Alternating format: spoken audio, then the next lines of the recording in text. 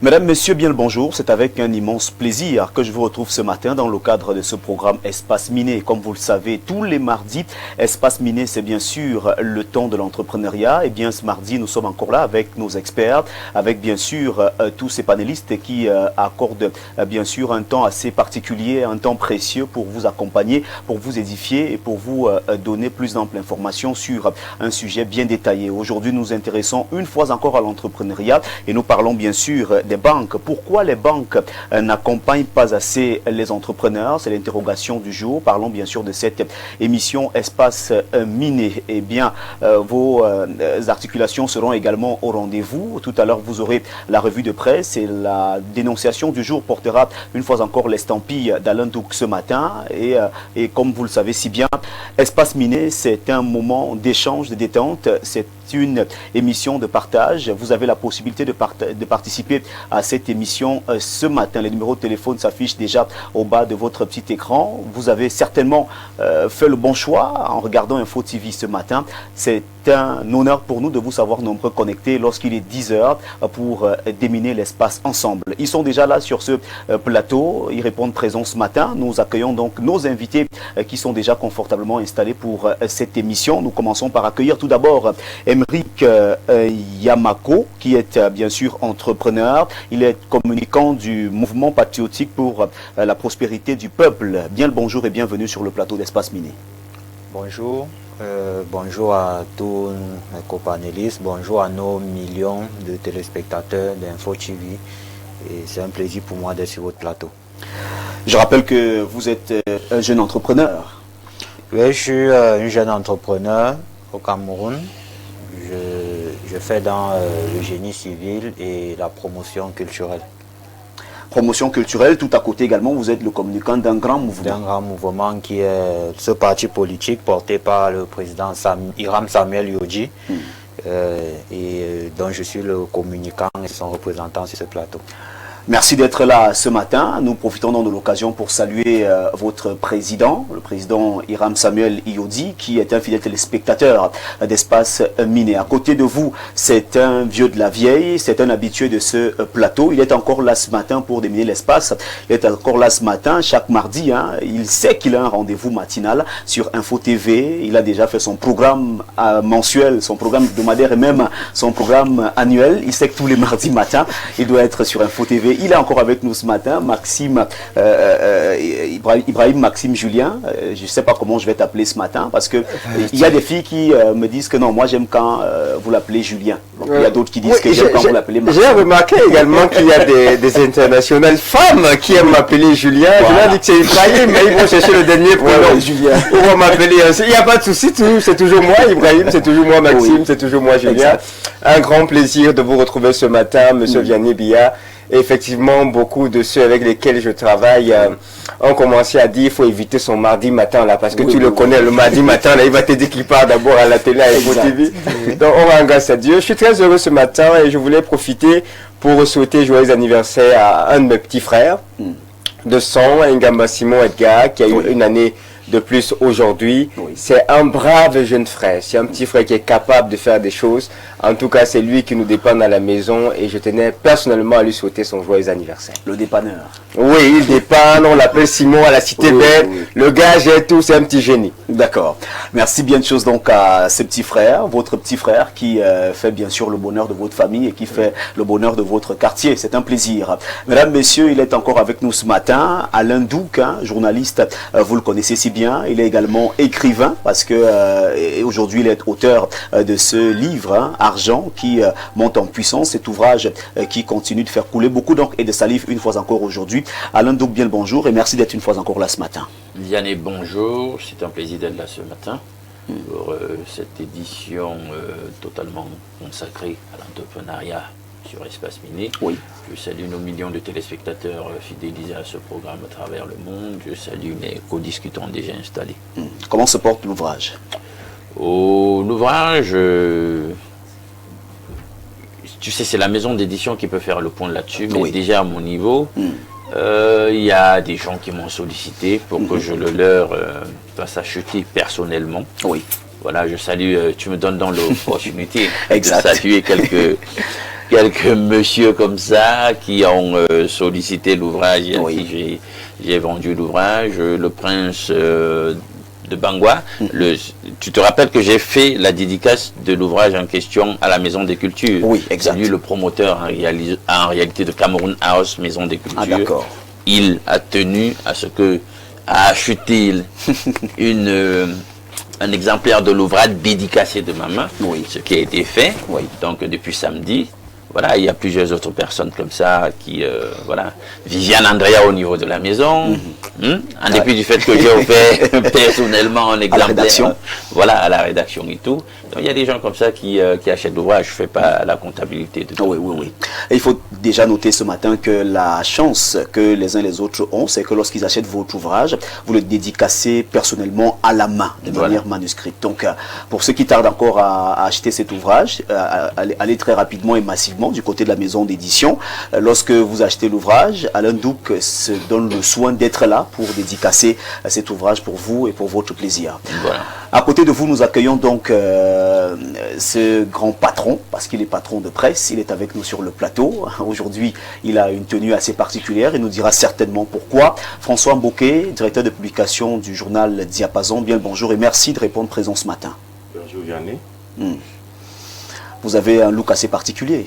Ah ben, il y a des jours comme ça. Vous voulez rendre hommage à une communauté, vous allez à une cérémonie, parce que aujourd'hui, quand on voit quelqu'un sortir avec cette tenue, on sait qu'il va faire le toquet-porte quelque part. Oui, vous savez, le rouge annonce les mauvaises nouvelles. Et donc, nous sommes en train de tout faire pour que ce qui se passe aujourd'hui au niveau du Golfe Persique n'ait pas beaucoup d'impact sur la CEMAC. Donc, nous travaillons autant de jour que de nuit pour que notre zone reste en paix et qu'on puisse tirer un peu les profits de la prospérité qu'on a essayé de voir ces derniers jours. Vous n'êtes pas sans ignorer que le meilleur porte-avions au monde, Abraham Lincoln, a été détruit en Iran et est en train de refaire la route vers l'Amérique. Ce sont des nouvelles et qu'aujourd'hui, Trump est en train de chercher des partenaires pour continuer la guerre qui sont rares. Entre-temps, l'Iran continue de faire des dégâts avec Israël. Donc la zone CEMAC n'est pas épargnée, malheureusement. Même si les bombes, même si on a l'impression que la guerre se fait ailleurs, nous serons touchés de quelque manière que ce soit. Merci d'être là ce matin. Vous avez laissé toutes vos occupations pour répondre présent, pour accompagner nos téléspectateurs qui sont également vos téléspectateurs. Comment se porte le journal Diapason? Parce que je dois avouer que vous avez beaucoup de lecteurs. Avant de parler de Diapason, permettez-moi de vous féliciter, vous et vos collègues déjà, et merci de votre média, parce que lors de mon dernier passage ici, il y a eu, après mon dernier passage, il y a eu beaucoup de choses. J'ai vu des lauriers qui ont été attribués à beaucoup de personnes à la maison. Notamment parfait ici, Viviane Andrea. Oui, et je voulais leur dire ici que je tiens à les féliciter, sincèrement, et qu'ils sachent que le lecteur, comme le téléspectateur, comme l'auditeur, sont des gens qui vous aiment parce que vous faites bien votre travail, et ce sont des gens qui sont extrêmement exigeantes. Le jour où vous sortez de canons du métier, vous les aurez à votre première porte. Donc, il ne faut pas dormir sur vos lauriers, il faut continuer de travailler. Vous voyez, aujourd'hui, vous faites la revue de presse avec un téléphone ou bien une tablette. Oui. Il n'y a pas longtemps, je disais aux journalistes de s'adapter parce que chacun venait avec des journaux. Et vous voyez qu'aujourd'hui, s'il faut faire la revue avec des journaux, il y a des médias qui risquent de ne pas les avoir. Merci pour toutes ces informations. Merci également pour cette entrée en scène. Tu souffriras, parce que justement, c'est ta question tout à l'heure qui crée ce genre de choses. Je souffre. Maintenant, je me rappelle, il y a un de nos fidèles téléspectateurs qui s'appelle Monsieur Zan. Oui. Il s'est déplacé de chez lui. Il est venu me chercher au quartier avec son véhicule pour acheter l'ouvrage. Parce que dès que tu as parlé de l'ouvrage, monsieur, il ne faut pas manquer de... Je ne retiens pas tout le monde, monsieur, il ne faut pas manquer de le citer. Donc je salue comme ça M. Zong, très fidélisé à ce programme. Oui, nous voulons encore avoir ce genre de téléspectateurs, nous voulons avoir ce genre de personnes qui nous accompagnent au quotidien. Merci donc à M. Zang qui croit bien sûr en nous et qui l'a démontré en accompagnant bien sûr Alain Douc dans ce projet, parce qu'il faut dire que c'est un projet assez immense et qui ne compte pas s'arrêter là, parce que Alain Douc est déjà encore en train d'écrire quelque chose pour vous proposer encore des plus belles, certainement avant la fin. Non, c'est déjà écrit. Voilà. J'ai dit le deuxième ouvrage est déjà écrit. Vous voyez, donc tout est prêt. Donc merci de nous accompagner et d'être à nos côtés tous les jours. Vous êtes notre force, c'est vous qui faites notre force et nous sommes tenus de vous respecter, de vous remercier à tout moment et bien sûr d'être à vos côtés tous les jours. Mesdames, messieurs, lorsque nous avons planté le décor, il est question à présent d'accueillir celui qui viendra nous donner la température informationnelle sur ce plateau. C'est le premier arrêt de cette émission. À tout de suite.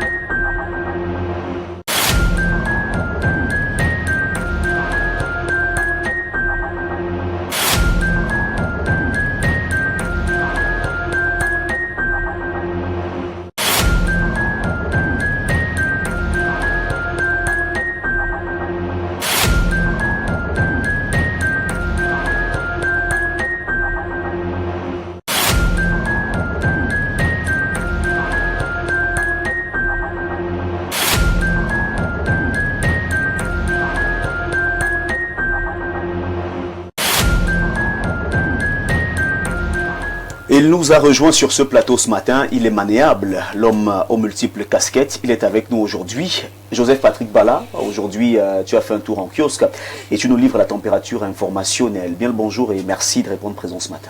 Bien le bonjour Théophile Vianney Bia, heureux d'être là en compagnie de votre prestigieux panel.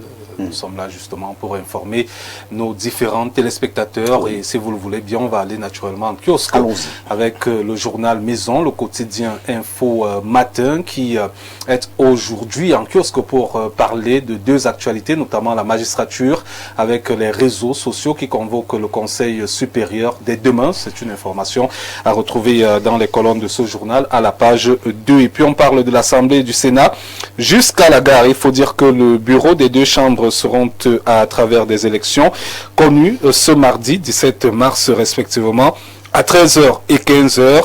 Il faut noter que votre quotidien apprend à cet effet les indiscrétions proches du dossier que sauf changement des dernières minutes, Paul Biya, président national du RDPC, parti ultra majoritaire au Parlement, pourrait à nouveau prescrire les investitures de Cavaille et Niat au nom de la loyauté, de la continuité, mais surtout de l'expérience. La page 3 nous donne plus de détails ce matin. Alors avec le Tri Hebdo, la météo, toujours du directeur de publication Dieudonné Mveng, qui revient sur l'actualité de la DGSN et dans les colonnes de ce journal, à la page 2 à la page 3, on nous fait savoir que Mbargangele siffle la fin de la récréation. Notons que dans une circulaire ce 13 mars, le délégué général à la Sûreté nationale interdit le port d'attributs, les coiffures extravagantes, les piercings, les chevillères, ainsi que toute autre apparition en tenue de service sans autorisation express. Uniformes et réseaux sociaux, c'est donc l'une des informations majeures de ce journal. Et parlons dans la grande une de la météo de la 14e conférence ministérielle de l'OMS. L'événement se tiendra bel et bien à Yaoundé, titre le journal de Dieudonné Mveng, contrairement d'ailleurs aux fausses rumeurs sur sa délocalisation à Genève et sur l'incapacité du Cameroun à tenir cet engagement. Il n'y aura pas de plan B. L'assurance à ce 16 mars était donnée par le ministre du Commerce, Luc Magloire Tangana, président de la CM14, au cours des réunions préparatoires à ces importantes assises. Le jour d'Aman Mana parle également de cette actualité avec l'Organisation mondiale du commerce. La conférence ministérielle se tiendra bel et bien au Cameroun et avec Cameroun Tribune de Marie-Claire Nana, la fièvre monte. Il faut dire qu'à 10 jours de l'ouverture, le ministre du Commerce, président de la conférence, Luc Magloire Tangana, a présidé hier à Yaoundé une réunion préparatoire en vue d'évaluer les activités à mener pour garantir le succès de cet événement. Il s'est également entretenu par visioconférence avec la directrice générale de l'Organisation mondiale du commerce et les ministres impliqués dans la préparation de ce grand rendez-vous. La page 9 de ce journal nous en dit plus. Mutation de Georges-Alain Boyomo parle donc de la fraude à l'électricité, tolérance zéro. Il faut noter, TVB, que la campagne initiée par le ministère de l'Eau et de l'Énergie fait déjà de nombreuses victimes depuis le 16 mars dernier. Le Cameroun enregistre chaque année près de 60 milliards de francs CFA de pertes à cause des pratiques frauduleuses sur le réseau Eneo. Allez lire la page 7 pour en être davantage édifié. Alors à présent, voir les colonnes du messager de Fopius Ndjaoué qui revient bien sûr sur les obsèques d'Anissé Kané à la page 3 et le régime Biya qui est indésirable nous fait savoir bien sûr ce journal ce matin. La nouvelle expression nous conduit du côté de Bafoussam dans la région de l'ouest Cameroun avec la colère des patients hémodialysés. Il faut dire que devant le seul centre dont dispose toute la région de l'Ouest, ils ont fait un sitting ce lundi 16 mars 2026 pour exprimer leur colère suite à l'interruption de leur prise en charge depuis bientôt une semaine, alors que leur vie en dépend de ces séances bien sûr de dialyse. La page 3 nous en dit plus ce matin. L'œil du Sahel de Guibaï Gaïtama nous plonge au cœur de la ville de Omé et ces 150 millions de francs CFA qui sont exigés aux familles de 2 otages. La page 3 nous donne plus de détails. Précarité, tension sociale, concrétisation gouvernementale avec le point ce matin. Le peuple attend. Il faut noter que le septennat des grandes espérances est sur les rails. Le peuple est cartelé par la pauvreté ambiante, la destruction sauvage du tissu social et le fort affaiblissement de l'économie. Crie aux profondes réformes. Le journal en parle ce matin de la page 5 à la page 6. Puisque nous sommes avec le directeur de publication du Diapason. On en parle bien sûr ce matin. On va du côté de la banque avec les clients des banques camerounaises. Plus de transparence dans les séries bancaires nous renseigne ce journal ce matin. Il faut dire que des fiches pédagogiques produites par le Comité national économique et financier du Cameroun viennent contrer les mauvaises pratiques vécues dans les banques. Le journal nous renseigne pour ce qui est de cette actualité à la page 7. On termine avec l'hebdomadaire d'information générale, la communale qui s'intéresse à la société immobilière du Cameroun. Docteur Sardaouna Amadou, l'homme qu'il faut à la place qu'il faut, et bientôt 7 ans à la tête donc de cette entreprise étatique importante et stratégique. Cet ingénieur en génie civil abat un travail silencieux mais efficace pour le bien des populations qui sont à la recherche d'un logement décent dans un contexte marqué par une démarche de plus en plus, une demande de plus en plus croissante. Théophile Verny-Biya, c'est avec ce journal qu'on met un terme à cette autre partie consacrée à l'information.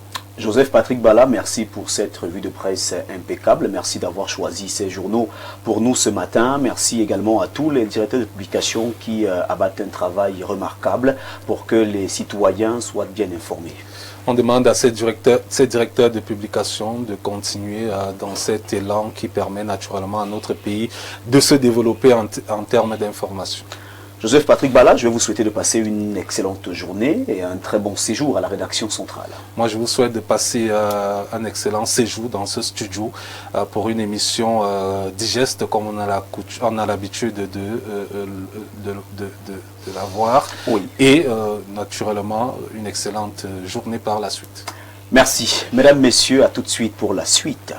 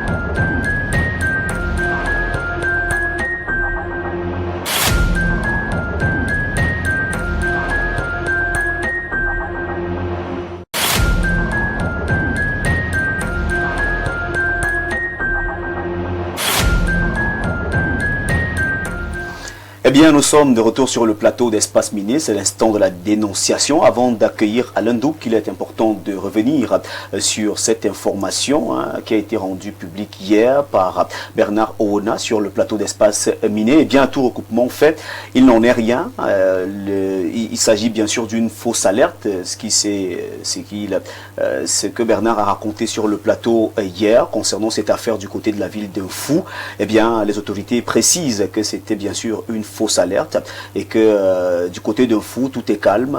L'ordre règne de ce côté, que les populations continuent de vaquer à leurs occupations dans la sécurité et dans la sérénité. Il était important de revenir sur cette affaire ce matin parce que depuis un certain temps, ça va dans tous les sens. Il est donc bon de rester très attentif. Il est bon de garder la tête sur les épaules. Il est bon d'être davantage plus prudent.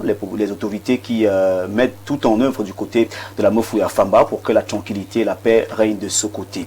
Alain Douk, la dénonciation de ce matin. La dénonciation de ce matin est, à mon sens, très émouvante. D'ailleurs, celui qui la porte en ce matin, le monsieur, a payé les frais de celui qu'il va dénoncer ou de l'entité qu'il va dénoncer ce matin. Oui.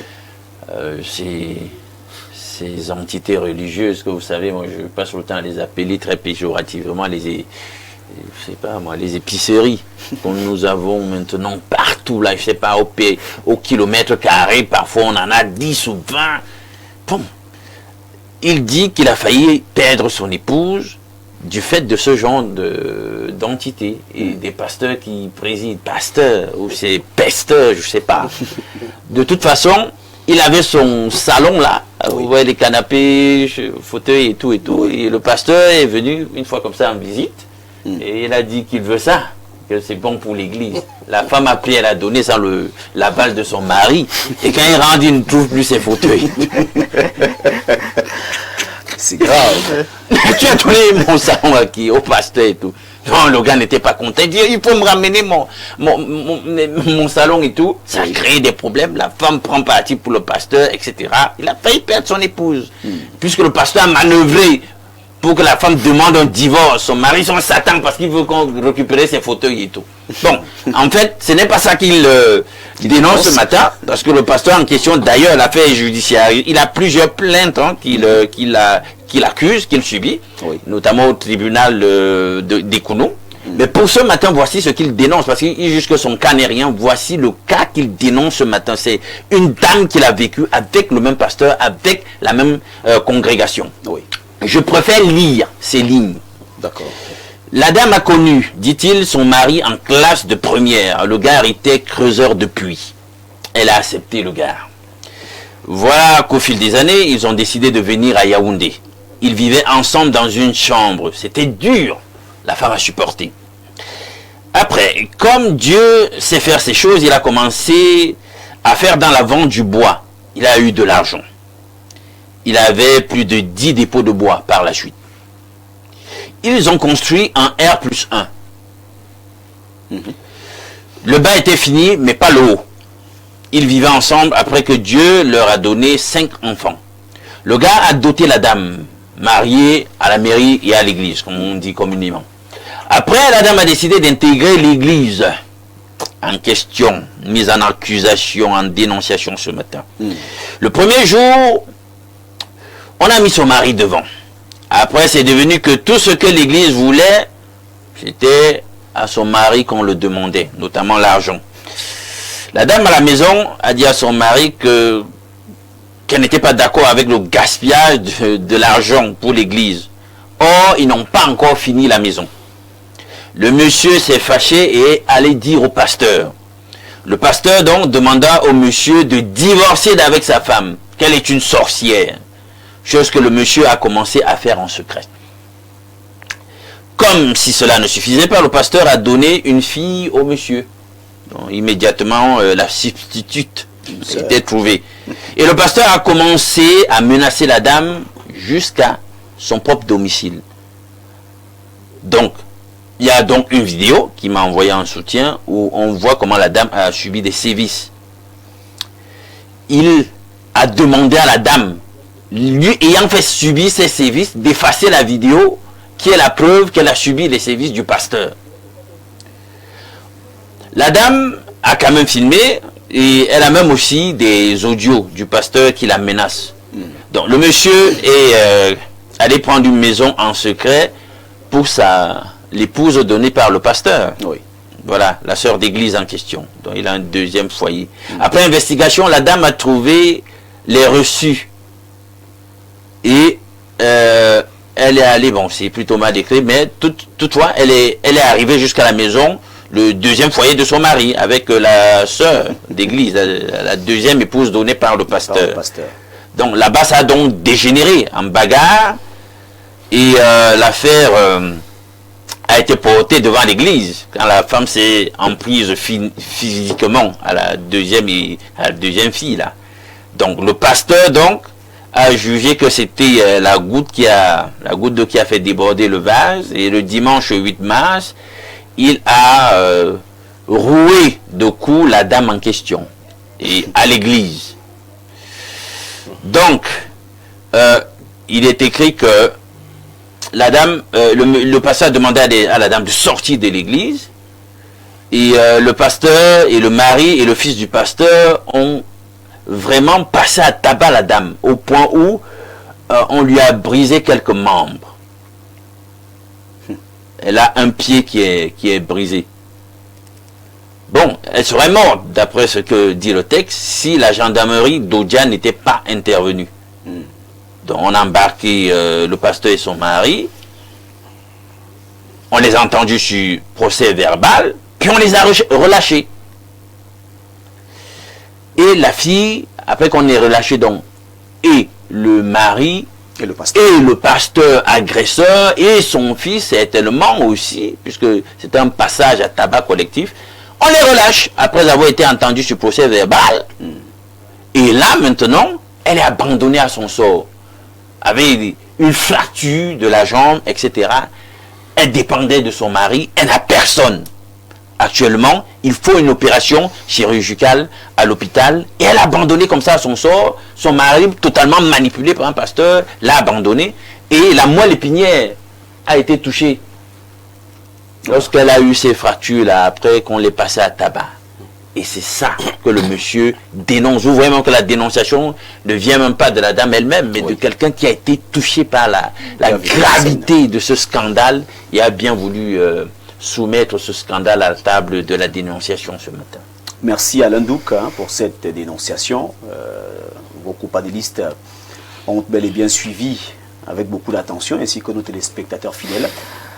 Ibrahim Maxime Julien a écouté ces messages qui ont été envoyés à Alain Douk. On se pose bien des questions aujourd'hui. Un pasteur qui est devenu agresseur, il est devenu celui-là qui divise des familles. Des cas comme cela, on en a par milliers au quotidien. Quelle est l'analyse froide que vous faites? Alors, Monsieur Biya, en toute honnêteté, si ce qui est porté dans ce message est exact, moi je crois que cette église doit être fermée et que ce pasteur doit être enfermé. Ça, c'est si ce qui est dit là est exact. Oui. Parce qu'il faut dire que lorsqu'une personne se plaint, elle a raison. Mais puis vient la partie adverse et c'est là qu'on commence l'examination de la chose. Oui. Donc, en allant dans le postulat où elle a raison, tant mieux. Maintenant, il peut y avoir une autre analyse qui est à regarder. On a la personne qui écrit le message qui antérieurement est quelqu'un qui a le macabo du pasteur. Parce que son fauteuil avait été récupéré. Ça, c'est le premier cas de figure. Deuxième cas de figure, même si ce qu'il dit est légitime, le bémol qui s'écrit encore dans mon esprit, c'est lorsque la gendarmerie d'Odia vient aider cette dame-là, pour l'empêcher de mourir de par la bastonnade, finit d'entendre toutes les parties et libère encore le pasteur et l'époux. Là encore, ça pose un deuxième bémol. N'ayant non pas tous les éléments, c'est une situation qui est désagréable. Mais il existe effectivement de fausses églises, de mauvais pasteurs qui se comportent tels que c'est décrit là. Et envers ces pasteurs-là, moi, je ne suis pas doux ni gentil. Je ne suis véritablement pas doux ni gentil. Je pense que le tribunal, la police doit faire son job. Mais dans ce cas de figure, qui semble vraiment donner raison à la dame, si c'est exact, je pense qu'il faut que la police s'élève et qu'on ressaisisse ce pasteur et qu'on ferme cette église parce que c'est une mauvaise église et c'est une fausse église. Mais si ce n'est pas exactement vrai, je pense que les investigations devraient se poursuivre. Et mon bémol s'est causé à cause de celui qui a envoyé le message et de la réaction de la police après avoir entendu les parties. Emeric Nyamako, vous avez écouté cette histoire qui a été relatée tout à l'heure par Alain Douk, qui n'a fait que lire le message qu'il a reçu concernant une dénonciation ce matin. Vous regardez aujourd'hui le phénomène des églises qui naissent un peu de partout, avec tout ce que nous vivons, des témoignages comme ceux-ci que nous avons tous les jours au quotidien.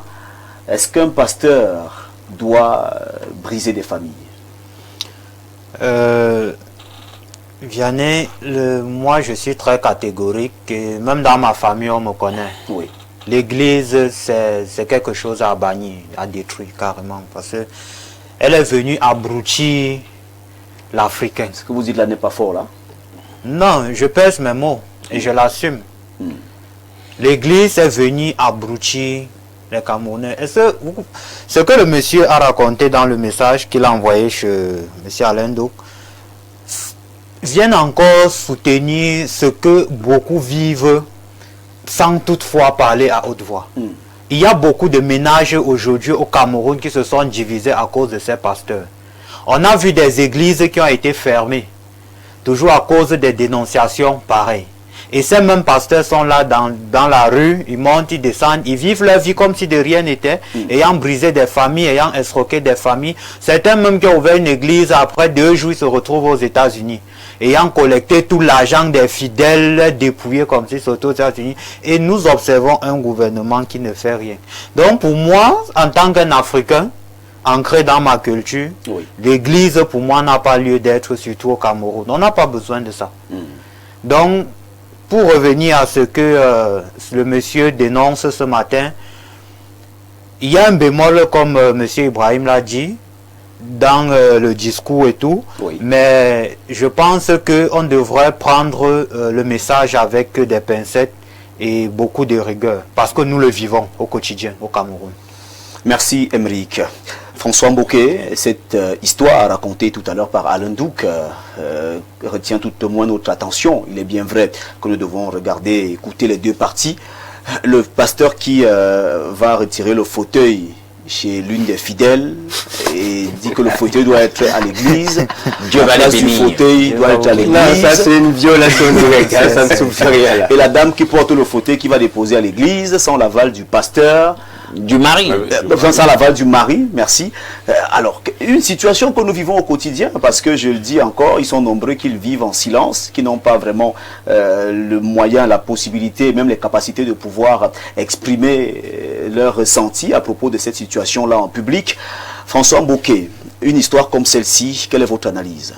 Mais je trouve que c'est l'une des petites, parce que nous avons connu des cas où Vous travaillez dur, vous avez votre argent, et vous avez votre dame à qui vous faites confiance, et c'est où il y a votre argent, et le pasteur ou le prêtre vient lui dire, il faut aller prendre l'argent, là c'est l'argent du diable. Viens me donner ça, il faut que je le bénisse, et comme cela on va vous remettre. Une fois que l'argent du diable est chez le pasteur, il devient le bon argent. Il ne revient plus. Si c'était que le fauteuil, je pense que le monsieur a eu beaucoup de chance.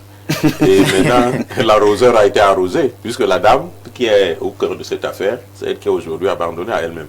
Donc cela, elle doit pouvoir... Non, c'est pas la même dame. En fait, le monsieur a représenté sa situation avant de présenter la situation d'une autre dame. Mais qui est presque... Oui. Non, c'est presque la même chose. Hein. Donc il faut dire que les femmes surtout doivent faire attention. Avant, être un homme de Dieu, c'était vraiment un appel, comme on le dit. Mais aujourd'hui, c'est devenu un business. Un business, on a fait des études ou pas, mais on peut bien parler, on connaît quelques secrets. Ils ont un truc qu'ils appellent l'exorcisme. Dès que quelqu'un te transforme un papier en blanc en rouge, vous dites, wow, mais c'est un grand magicien, il peut faire des exorcismes. Fait des miracles. Oui. Alors vous portez donc tout ce que vous avez chez vous, vous allez lui donner, parce qu'il doit bénir. Alors, lorsque ça arrive là-bas, donc il bénit, il se rend compte que c'est bien. Pour qu'il vous remette cela, ça devient encore un autre combat. Donc il faut que les gens soient simplement éduqués. Si vous pensez que Dieu existe, je pense que lui m'a dit qu'il a créé l'homme en son image. Ça veut dire que chacun en soi a Dieu. Il peut transformer sa vie avec rien que sa pensée. C'est la parole qui a créé le monde. Chacun d'entre nous a la parole. C'est avec la parole qu'on transforme les choses et la vie. Alors si vous pensez que c'est quelqu'un qui va le faire à votre place, il peut le faire à condition qu'il y ait des attaches qui permettent que cette ascendance puisse être exécutée. Mais si vous faites confiance à quelqu'un qui n'a aucun intérêt que vous soyez bien, alors que lui il mène une mauvaise vie, vous allez seulement nourrir un bandit et puis le regretter plus tard. Il n'y a pas que des petites personnes, les hautes personnalités sont victimes de cela au quotidien. Donc nous appelons les dames à être beaucoup plus prudentes. Tout ce qui brille n'est pas or. Malheureusement, la femme ne recule que lorsqu'elle a été brûlée. Et le mal est passé. Malheureusement, et dans notre société aujourd'hui, il ne se passe pas un jour qu'il n'y ait pas un scandale qui vienne des églises.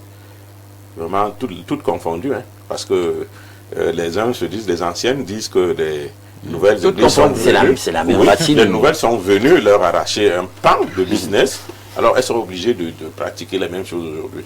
Donc, il n'y a pas un endroit où on pense qu'on pourra être sûr, sauf que chacun soit simplement éduqué et prudent. La vie, la richesse ne se ramasse pas, elle se travaille. Vous travaillez pour être riche. Si vous pensez qu'une prière, que le prêtre va, ou je ne sais pas, l'imam ou qui que ce soit fera, vous va transformer votre vie, cela est possible. Mais il faut que vous-même déjà, vous ayez les dispositions pour changer votre vie. Merci François Mboké. Alain Douc, une vie brisée comme celle-ci, parce que la dame a souffert avec son homme qui était creuseur depuis à l'époque. Ils se sont battus, ils se sont mariés, ils ont eu de beaux enfants. Du jour au lendemain, le monsieur s'est retrouvé dans une église où le pasteur lui dit que sa dame est une sorcière. En fait, c'est la sorcellerie, la dame qui a bloqué le monsieur pendant des années. C'est la sorcellerie, la dame qui a fait en sorte qu'il dit des mots de voix. Oui, était bloqué. Oui. Donc, en fait, aujourd'hui, la dame se retrouve avec un pied brisé, des membres, des hématomes à gauche et à droite, parce qu'elle subit non seulement les coups de son mari sur le plan psychologique, mais également les coups du pasteur qui est devenu aujourd'hui celui qui décide du foyer de l'homme, parce que c'est le pasteur qui est devenu le défenseur de l'homme. On peut même dire que si le pasteur a donné la femme au monsieur, c'est peut-être la fille du pasteur. Hein? Donc le pasteur est devenu le gendre du monsieur, et c'est lui qui prend des parties. Donc vraiment une situation alarmante. Hein? Il faut dénoncer cela ce matin. Bon, déjà, on a entendu pour le cas d'espèce les mises en cause. Et vous savez, j'ai dit, il y a des plaintes contre eux au tribunal. Donc, que la justice continue. Il va jusqu'au bout de la démarche pour que chacun réponde de ces actes. Ça, c'est déjà d'un. Oui. Donc, j'interpelle ici les autorités pour qu'il n'y ait pas le laxisme habituel ou alors qu'on n'essaye pas de faire dans le trafic d'influence, que la procédure aille le plus rapidement possible et qu'il réponde de ces actes si effectivement les faits qu'on lui reproche sont avérés. Voilà, donc la machine est lancée. Et apparemment, il y a beaucoup de plaignants. Donc, au tribunal, il y a plusieurs plaignants. Incluez-y la sorcellerie. Oula. Parce que non, ça c'est la sorcellerie. Comment vous faites pour avoir autant d'emprise sur les gens comme ça? C'est quoi ça? On a l'impression que face à vous, les gens déraisonnent, comme si vous leur avez siphonné leurs neurones. Il y a un problème. Il a des pouvoirs. Bien sûr. C'est les gens qui pensent que Lui-même ne peut pas transformer sa vie. des pouvoirs occultes, puisque nous ne sommes pas à jeudi spiritualité, je ne veux pas creuser profond dans ces choses. Pour vous expliquer que plusieurs des choses que ces gars font là-bas, la trame de la praxis religieuse là-bas, le cérémoniel, etc. Mais c'est ancré dans des cultures anciennes et qui sont totalement kabbalistiques. Donc vous venez dans le giron de leur influence, ils vous contrôlent spirituellement, ils vous asservissent spirituellement. Et c'est pour cela que vous voyez autant de suggestions chez ceux qui les suivent. Vous allez voir, ils reprochent à tel, oh, machin, je fais là une pirouette pour parler du pape qui vient, oh, machin. Ben, ils parlent du pape, ils critiquent là-bas de l'autre côté. Eux-mêmes se font appeler papa dans leurs épiceries en question. Je ne vois pas quelle est la différence, etc. C'est totalement scandaleux. Scandaleux ce qui s'y passe. Donc vraiment, puisque les gens ont décidé d'être des brebis, dans le sens le plus péjoratif du substantif, ils ne veulent pas réfléchir dès qu'il y a un berger qui... Non, c'est pas ça. C'est pas ce qui est attendu de vous. Hein? Il faut en toute chose garder raison, avoir un esprit critique. Et vous-même prenez du temps d'étudier. Si vous devez vous faire conduire en toute chose par quelqu'un dont vous ne pouvez même pas répondre, mais c'est un problème ça. Hein? Il y a ce qu'on appelle, même dans leur sphère, dans leur giron, il y a ce qu'on appelle l'esprit du discernement. Hein, c'est un don de l'esprit et plusieurs n'ont pas cet esprit de discernement. Ils ne discernent rien. Ils sont là même pas en face du plus pire des satanistes. Ils lui donnent crédit. Un imposteur, il lui donne crédit. Tout le monde a de la valeur. Alors je n'arrive pas à réaliser ça. Tu vois une grand-mère qui dit voilà. Tu vois une grand-mère qui tout le monde dit amen, amen, amen. Même quand des actes viennent à attester, on a dit n'accordez pas foi à tous les esprits, éprouvez les esprits pour savoir ce qu'ils sont de Dieu. C'est comme si eux n'ont jamais lu ça. On leur dit, vous les reconnaîtrez à leur fruits. C'est comme s'ils n'ont jamais lu ça. Vous voyez quelqu'un comme ça. Non, mais ils ont la Bible chez eux. Ils ont la Bible chez eux. La Bible qu'ils ont chez eux, ils ne peuvent pas lire ça parce que le gros problème, c'est que lorsque vous entrez dans ces églises-là, premièrement, vous entrez parce que vous avez un problème quotidien. Il y a d'abord le dehors qui est difficile, comme on dit au quartier, que le dehors est dur. Et il y a, je vais dire ça comment, maintenant le côté spirituel que beaucoup ne comprennent pas. Comme M. Alain Douk disait, vous restez comme ça, vous dormez, vous vous levez un matin, on vous dit non, parce que les souris qui étaient sur votre plafond, c'est votre grand-mère qui était au village, qui est venue comme ça vos nuits. Tellement vous prenez peur, vous ne savez plus avec qui aller pour qu'il essaie de vous expliquer. Les seuls gens qui se présentent à vous, ce sont ces pasteurs. Parce qu'aujourd'hui, même pour voir nos marabouts, ça devient difficile. Non, mais attends. Ils ont déjà fini même. Si tu fais le parallèle, je tiens à te dire que là-bas, c'est eux-mêmes, ils sont des marabouts, mais sous un autre label. Le label en question, c'est prendre le nom, faire commerce avec le nom du Christ. Mais en fait, eux-mêmes, c'est des marabouts. C'est des techniques occultes de manipulation mentale que les gars utilisent là-bas pour prendre le contrôle. Et tu penses que séparer une épouse de son époux, au point où elle obéit de façon hébétée au pasteur, tu penses que tu passes l'épouse, l'époux est là. Oui. Ça se passe et le monsieur accepte ça, qu'on brutalise son épouse. Vous pensez que c'est encore à comprendre au niveau de la rationalité? Non, c'est à comprendre au niveau de la mystique. Parce qu'un tel niveau de contrôle sur les gens, de contrôle mental, ça s'explique que mystiquement. Donc ils vont chez des marabouts, mais qui se labellisent comme étant des prédicateurs du Christ. C'est ça le problème. C'est toujours des gourous, c'est des satanistes, c'est des sorciers. D'accord? Parce qu'on ne peut pas comprendre qu'un pays soit aussi satanisé, aussi immoralisé que l'autre. Or, on a à l'appel, c'est une dénomination partout. Tu vas d'un quartier au kilomètre carré, tu en as 20. Mais comment on n'arrive pas à harmoniser la vie sociale, à calibrer tout, à moraliser la vie publique, alors qu'on a autant de mouvements religieux partout. Vous comprenez donc que c'est des satanistes.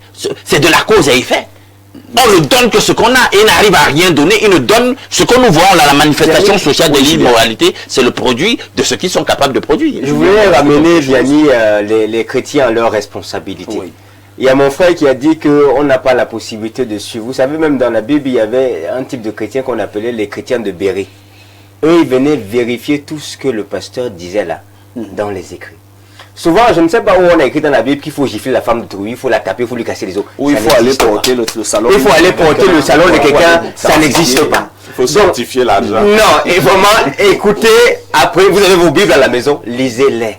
Lisez-les. Et il y a un minimum de discernement. C'est votre responsabilité, votre devoir de le lire. Ne restez pas là, vous ne lisez pas et puis vous dites qu'il a dit, il a dit. Il faut vérifier, comme les chrétiens de Béret, c'était aussi des chrétiens. Merci, merci chers panélistes, merci à vous chers téléspectateurs. La dénonciation du jour, c'était bien sûr une affaire d'Alain Douc. Vous également, vous avez écouté cette dénonciation. C'est un fait qui a été rapporté. Alain Douc qui a simplement lu un message qu'il a reçu, un message qui venait d'un monsieur qui a vécu une situation. Merci encore de participer à cette émission, mesdames, messieurs. À présent, nous allons nous intéresser au thème du jour. À tout de suite.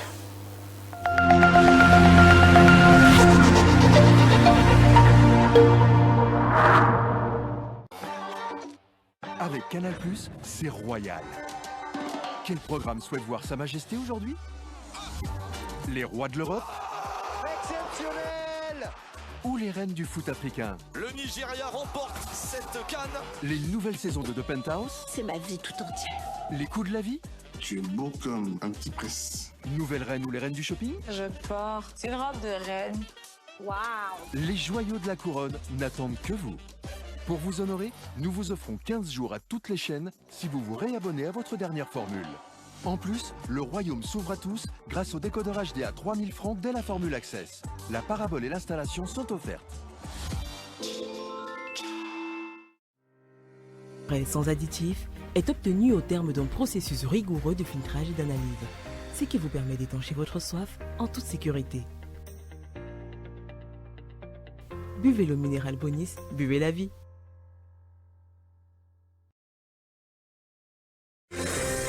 Depuis 15 ans, le Cameroun débat et construit sa marche vers l'émergence. Fierté nationale, le SEGO est le cadre privilégié de dialogue des administrations publiques avec la nation. Il réunit l'État, les entreprises privées, les territoires et les citoyens autour des grands enjeux du développement. Pour sa 15e édition, le SEGO innove avec le village des 10 régions, le village carrefour des métiers et le renforcement du village de la consommation locale, vitrine du Made in Cameroun. Une édition placée sous le thème « Partenariat État-secteur privé, levier d'un Cameroun émergent » du 6 au 13 juin 2026 à l'esplanade de l'hôtel de ville de Yaoundé. Pour plus d'informations, contactez le cabinet Mon Communicateur, mandataire du gouvernement au 620 0021 95. Talent de l'action gouvernementale, la vitrine du Cameroun. Sous le haut patronage du ministère de la Santé publique, l'hôpital Jameau de Yaoundé organise la Semaine mondiale de lutte contre le glaucome. Du 16 au 20 mars 2026, venez profiter des consultations et le dépistage gratuit, des séances de counseling, des lunettes disponibles sur place avec des réductions allant à plus de 30% sur tous les examens. Préserver la vue n'a pas de prix, se faire dépister à temps est la meilleure solution. Ne laissons pas le glaucome nous voler notre vue.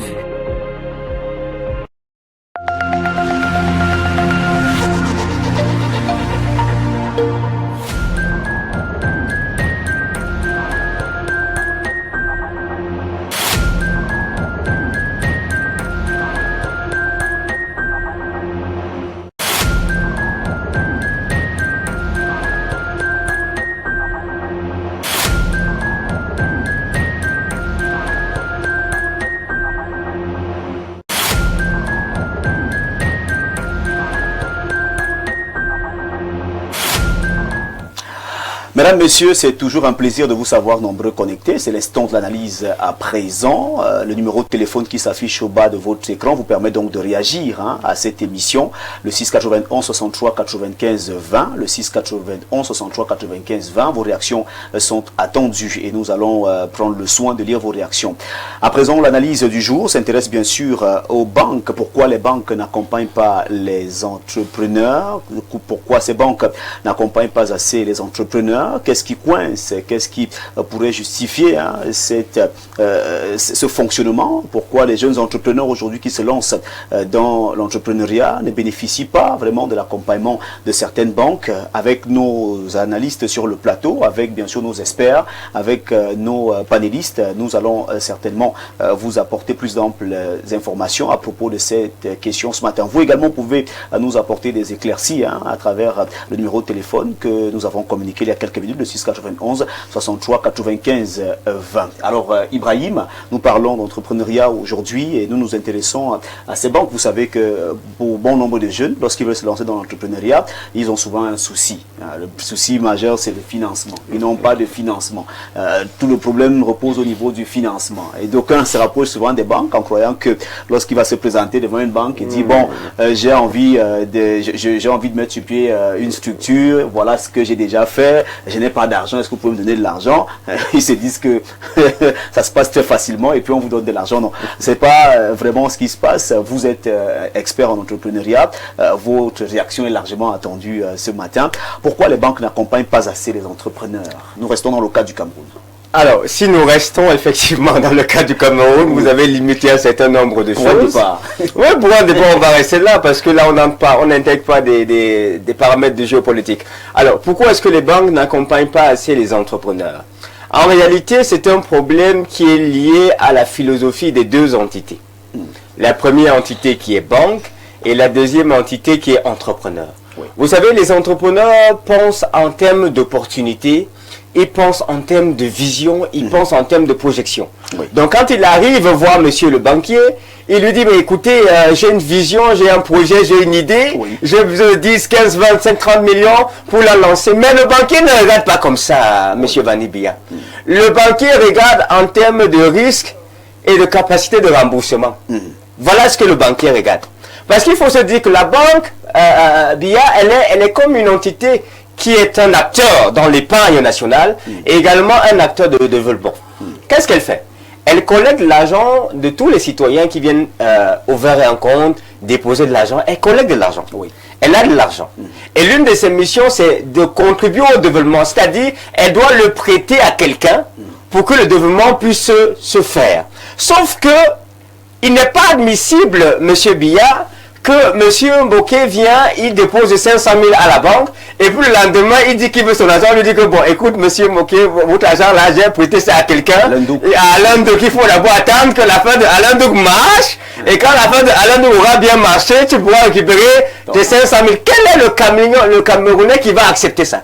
C'est inadmissible. Et donc, comme ce n'est pas l'argent du banquier et que c'est l'argent des citoyens qui ont la liberté de venir chercher leur argent comme ils veulent, quand ils veulent, parce que c'est leur argent, il faudrait en réalité qu'avant que la banque ne donne cet argent à quelqu'un d'autre qui a un projet, qu'elle se rassure d'un certain nombre de mécanismes. Et c'est là où se pose tout le problème. Oui.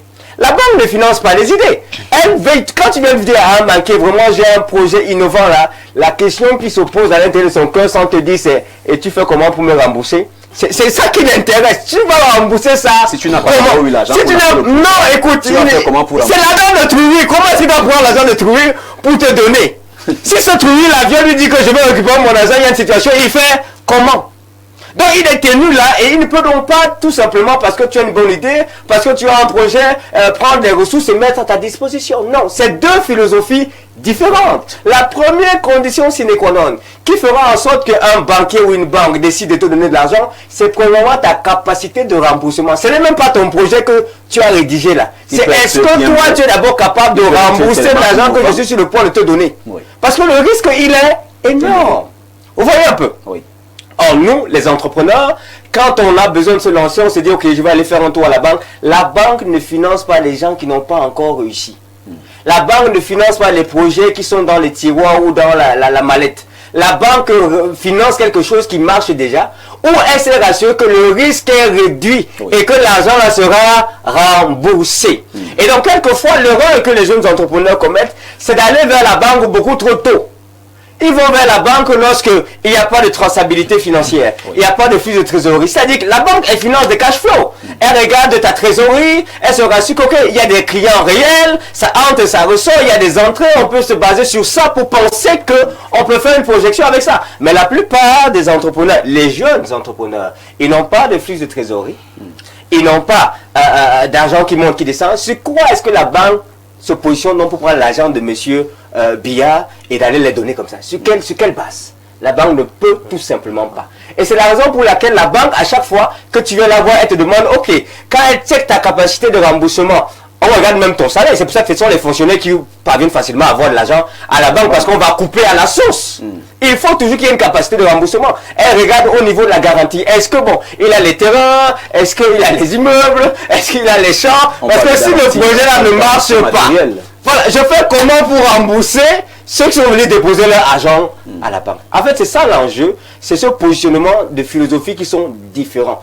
La banque, elle est là pour accompagner les gens qui ont lancé quelque chose, ça a commencé à marcher, ça marche déjà, on peut vérifier que ça marche, et elle met les fonds pour que ça se développe davantage. Elle n'est pas là pour accompagner ceux qui n'ont rien commencé et qui ont une idée. Elle ne finance pas les idées. Emeric, on parle bien sûr de ce phénomène, des banques qui n'accompagnent pas assez les entrepreneurs, les jeunes start-up qui naissent.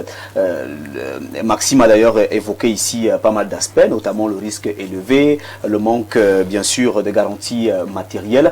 Vous êtes jeune entrepreneur, est-ce que vous, lorsque vous préparez votre projet, votre financement, vous le mettez, vous pensez, du moins, vous mettez votre financement sur le dos de la banque? Est-ce que c'est ce qui devrait être fait? En réalité, non. Pour répondre à votre question, lorsque vous êtes un entrepreneur, vous n'avez pas besoin, en montant votre projet, compter sur un prêt. Parce que c'est vrai que les business, les hommes d'affaires ne fonctionnent qu'avec des crédits. Mais pour un début, on ne peut pas compter sur le crédit. Maintenant, je pense que le problème que la banque ne donne pas assez, n'accompagne pas assez les entrepreneurs, ne se situe pas au niveau du projet ou bien je vais dire ça comment, du projet récent ou bien quoi que ce soit. Non, je pense qu'il est plutôt au niveau du système d'encadrement. Parce que nos banques aujourd'hui au Cameroun n'ont pas une cellule de suivi de projet. Parce que, rappelons-nous, même ces banques-là, pour qu'on te donne de l'argent, il faudrait que la banque ne donne pas l'argent et croise sa main et attend parce que tu es venu déposer un titre foncier et croise sa main. Non, nous le voyons sous d'autres cieux, où la banque te donne un travail d'argent et te suit. Maintenant, au Cameroun, c'est difficile pour nous, les jeunes entrepreneurs, d'avoir des prêts parce que la plupart des jeunes qui montent des projets ne sont même pas suivis. Parce que pour que la banque te donne le prêt facilement, il faudrait déjà que l'État même de ton pays est une main mise dedans. Et la plupart des jeunes entrepreneurs, lorsqu'on dit déjà que l'État doit être actionnaire de ton projet, on a déjà mis dans la tête, vu aussi l'image que nos dirigeants nous ont renvoyée, c'est que quand on vient, on entre dans ton projet, on s'en accapare et puis toi on te met dehors. Du coup, ça fait que les jeunes qui essayent de monter quelque chose se rétractent, préfèrent évoluer doucement, parfois hypothéquer les titres fonciers familiales, parfois hypothéquer peut-être les papiers de leur voiture pour avoir des prêts et tout ça là. Et c'est ça qui fait en sorte que l'octroi, et il faut aussi noter que l'économie du Cameroun, la plus, est dans le secteur informel à 80%.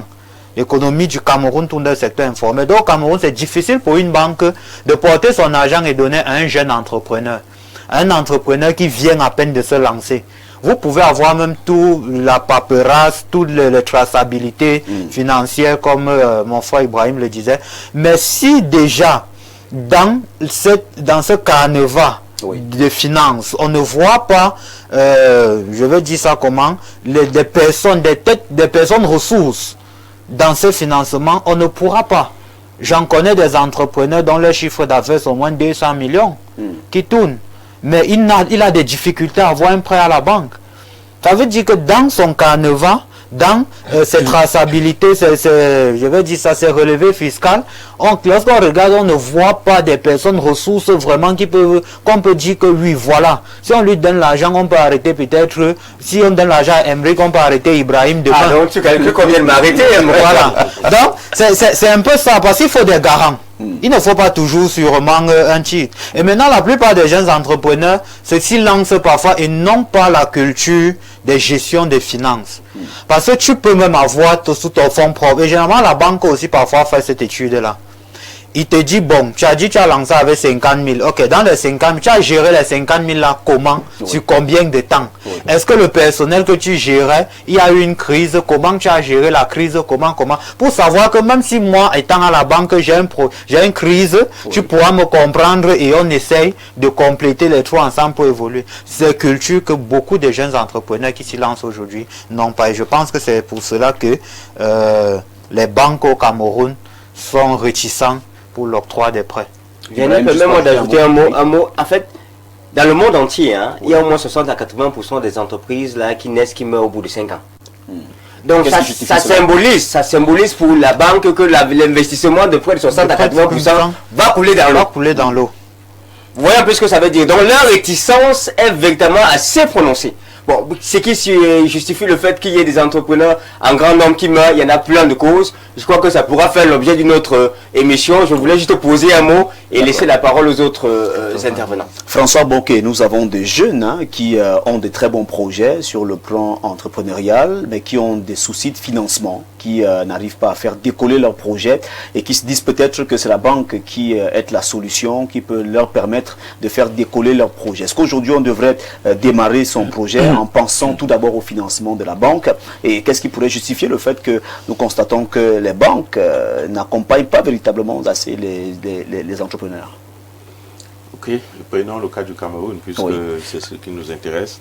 Il faut d'abord savoir ce que c'est qu'une banque.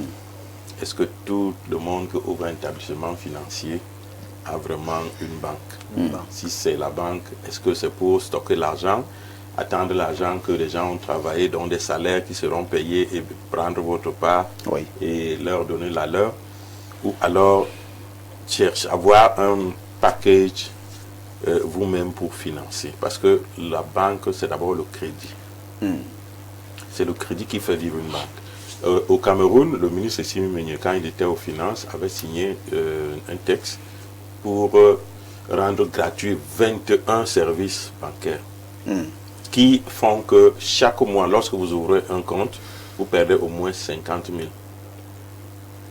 Parce que le banquier, il s'assoit, il prélève ceci, il prélève cela, il prélève ça.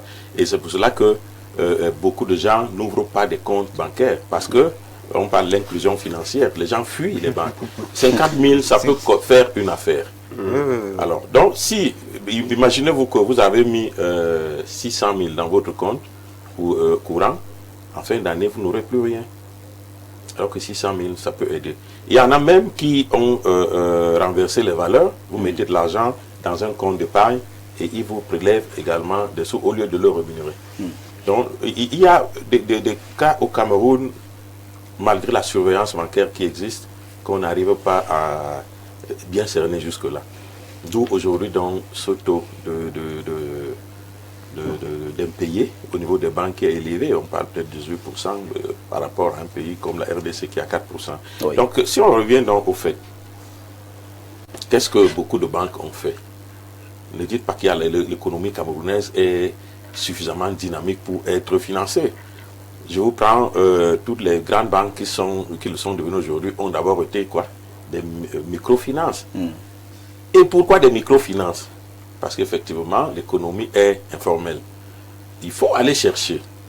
Est-ce qu'en donnant de l'argent à une dame qui a eu son petit endroit, qui vous fait du poisson tous les jours, mais elle n'a que 20 000, mais elle a un potentiel d'aller à 50 000 et avoir 100 000. En allant l'aider et la suivre, est-ce que vous pouvez assurer la survie de sa structure et donc développer? Parce que chaque fois qu'elle va passer de 20 000 à 21 000, c'est l'économie qui gagne.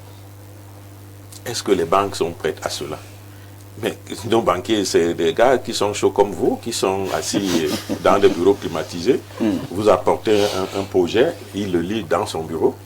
Il ne sait pas, vous êtes dans une banque depuis 10 ans, même votre gestionnaire ne se lève pas pour venir voir où se trouve votre bureau. Vous appelez ça banquier? Non. Ça, c'est un collecteur d'argent qui n'est pas différent d'un comptable, d'un caissier. C'est-à-dire, ça entre là, vous déposez aujourd'hui, demain, vous avez besoin de votre argent, vous venez le chercher. Il le positionne juste. Voilà. Donc, quand une banque veut faire différemment, elle a donc son portefeuille crédit.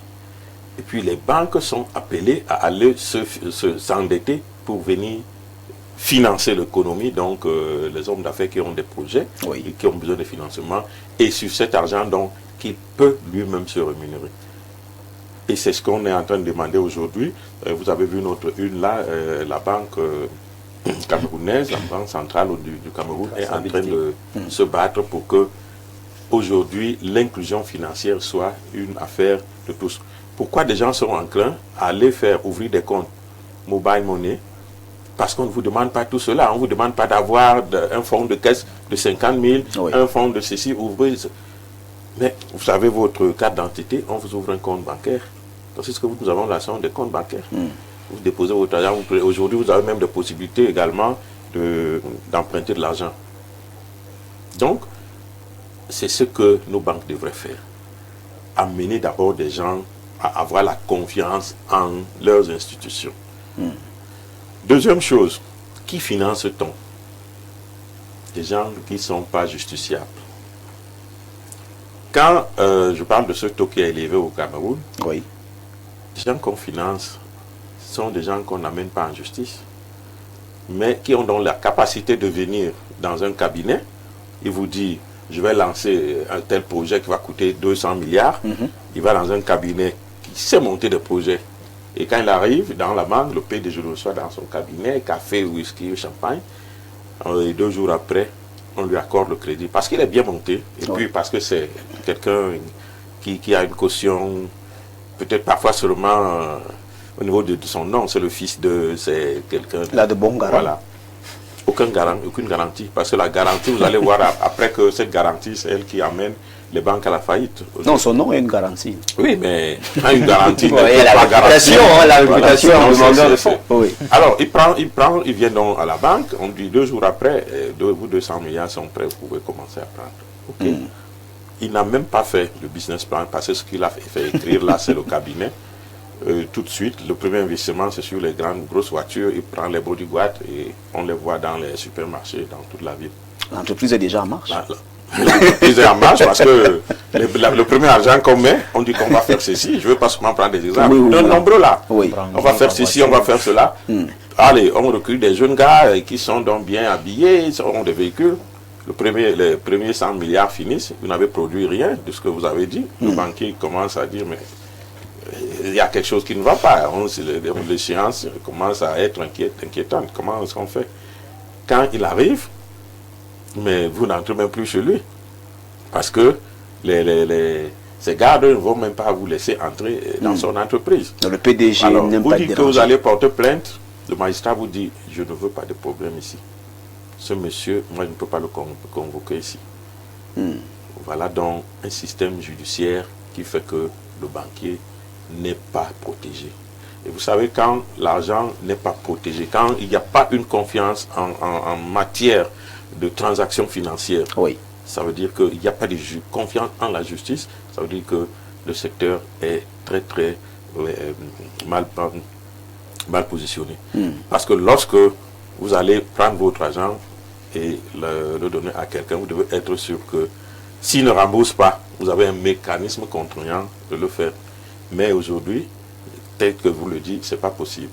Il y a également que nos banques donc, qui n'ont pas appris à faire dans le crédit, à attendre le reste, vous allez avoir votre marché, vous allez le voir, il attend sur place, on vous accorde le marché, il vous dit, je vous donne 40% pour faire ceci, il n'a même pas étudié le marché. Vous avez étudié, vous dites, pour réaliser, il me faut 40-50%. Il vous donne le minimum. Finalement, vous n'arrivez même pas à réaliser le projet, donc vous ne pouvez même pas être payé par celui qui vous a passé commande. Et maintenant, qu'est-ce qu'il cherche? Il dit, vous n'avez pas pu payer. Il commence à chercher si vous avez des maisons, des titres fonciers pour se faire rembourser. Pour dire que ces banquiers qui restent sur place ne connaissent pas le boulot d'une banque qui cherche de l'argent. Parce que bientôt, les 21 services seront appliqués à tous les niveaux. Et les 50 000 qu'ils prennent à chaque client tous les mois, là, ils ne les auront plus.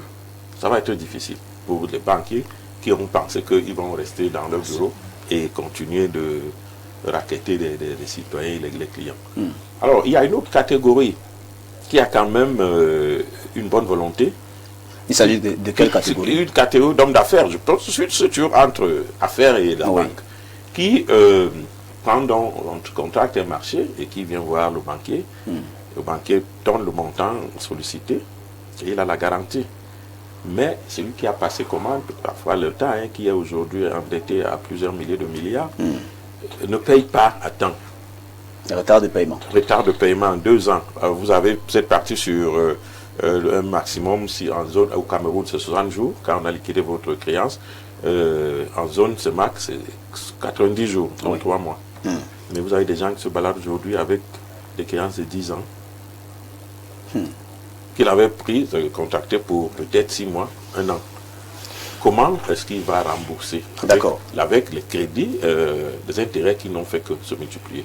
Donc, il y a d'un côté les premiers responsables qui sont les pouvoirs publics, et il y a des malhonnêtes, et il y a des autres qui sont couverts, qui ne peuvent pas aller devant la justice. Et il y a maintenant que les banques doivent savoir que ouvrir un établissement, c'est bien, mais c'est en allant voir le client, parce que la première garantie, c'est votre client. Il faut aller sur le terrain.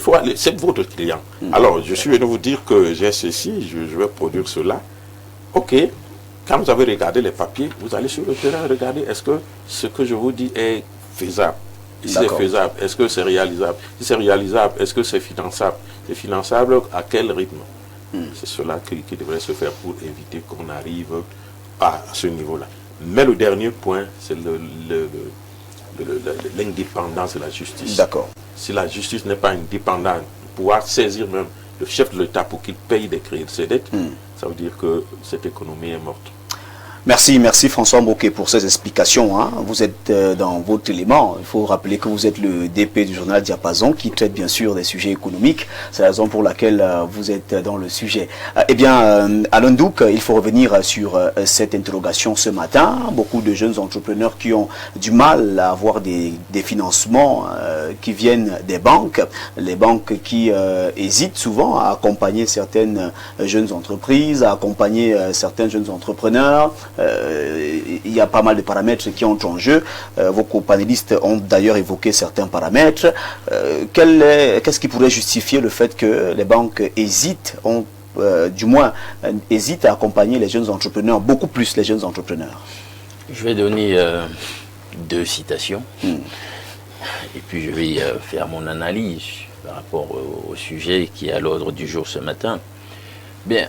Écoutez, la banque, certains vont vous définir la banque comme étant le lieu, l'endroit où on prête de l'argent à ceux qui peuvent prouver qu'ils n'en ont pas besoin. Oui. Donc, vous voyez donc que ça crée un problème d'accessibilité de la banque, du système bancaire. On peut donc comprendre que d'aucuns ont compris le problème. Et c'est donc développer donc la finance de proximité au travers de ce qu'on a bien voulu appeler la microfinance. C'est de la finance de proximité. C'est-à-dire qu'il y a un pan du marché bancaire qui était là et qui n'était pas géré par le système bancaire bien ancré. Donc il fallait changer les mécanismes pour aller toucher certaines couches, et notamment les plus vulnérables sur le plan financier ou économique, les plus précaires. Donc, le banquier, c'est qui? C'est quelqu'un qui vous donne du parapluie, un parapluie, quand il fait beau temps, et vous le reprend dès qu'il pleut. Donc, ce ne sont pas des institutions fondamentalement morales ou charitables. Il faut déjà qu'on soit clair là-dessus. Je vais rajouter à l'eau du moulin d'Ibrahim qui a bien expliqué quelque chose tout à l'heure. pas, ils utilisent l'épargne, etc., pour mener un certain nombre d'activités qui génèrent à leur niveau, pour ceux qui sont actionnaires dans les banques, des dividendes. Oui. Mais j'espère que vous savez que dans le contexte camerounais, les banques sont surliquides. Ça veut dire qu'elles font beaucoup de profits. Donc, ça veut dire qu'en tant qu'entité juridique, des banques ont même des liquidités à elles. Mais vous verrez qu'elles ne vont jamais prendre le risque d'engager leur liquidité propre dans quoi que ce soit. Donc, et vous l'avez évoqué tout à l'heure, un des problèmes ici, c'est le risque lié au défaut de paiement de ceux à qui elle doit donner son argent. Ça, tant que c'est comme ça, elle ne vous donne pas son argent. Oui. Bien. Maintenant, il y a un autre problème aussi qui est lié à nous, dans notre contexte. Vous savez que le taux de bancarisation au Cameroun est vraiment faible, vous le savez. Exact. Hein? Je ne sais même pas si on passe les 20% par rapport à la population globale du pays. Je dis, le taux de bancarisation est faible. C'est peut-être pourquoi, tu le disais tout à l'heure, les nouveaux systèmes électroniques des opérateurs ont eu pignon sur rue finalement. Oui. Bon, il y a un problème quand même aussi qu'il faut relever ici par rapport à notre rapport aux banques, en ce qui concerne le financement des petites unités de production, des PME, etc., qui constituent d'ailleurs l'essentiel de notre système du tissu productif. C'est que l'essentiel de nos PME ne sont pas vraiment dans la formalité. Ni la transparence. C'est-à-dire que le plus clair de ce qu'on fait au niveau de ces unités de production ou de services, c'est informel. C'est-à-dire qu'il n'y a pas la rigueur qui va avec quelque chose de sérieux lorsqu'on va se présenter devant une banque pour solliciter ses moyens. Est-ce qu'il y a des états financiers formels, clairs, objectifs?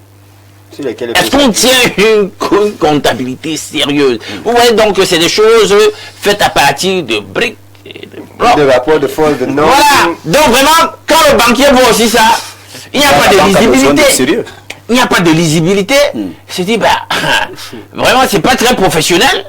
Et si c'est déjà comme ça à ce niveau-là, moi je n'ai même rien sur lesquels, de façon formelle, je peux m'appuyer pour essayer de développer une certaine prospective liée au crédit que je vais engager.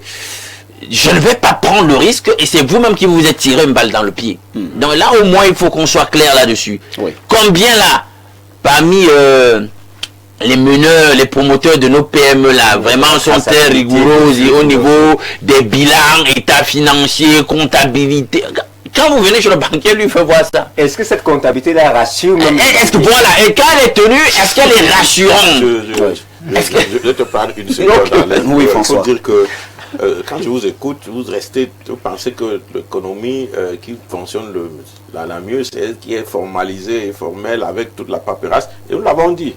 Ceux qui viennent donc avec la paperasse prennent l'argent et ils ne remboursent pas. Non, la dialectique...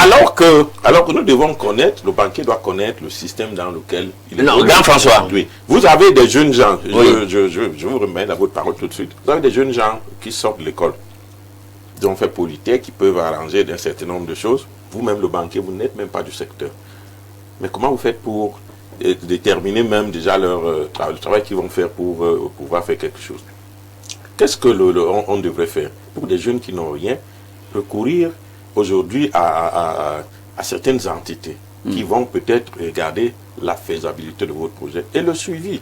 Si l'État ne le fait pas, parce que dans d'autres pays, il y a des groupes qui sont créés par l'État qui encadrent les start-up qui arrivent.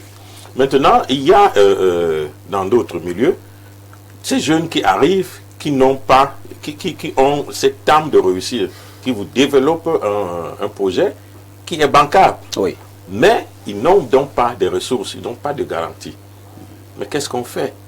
On cherche aujourd'hui, je pense qu'au niveau de la sous-région, on a créé pour essayer de limiter une sorte de banque de fonds de garantie pour que si une banque arrive à la faillite, que les épargnants ne soient pas pénalisés. Mais qu'est-ce qu'on peut faire nous avons le Fonds national de l'emploi ici, on a ici cela. On peut dire, lorsque vous avez un projet... Mais François, la procédure peut être longue. Oui.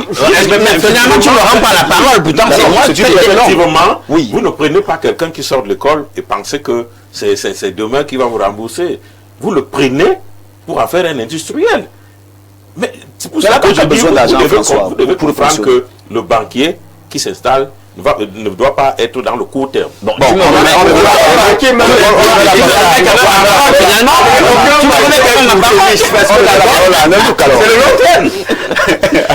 vas-y. Je pense que l'aîné François n'a pas fait attention aux citations. Elles n'ont pas été données pour rien. Elles n'ont pas été données pour rien avant mon analyse.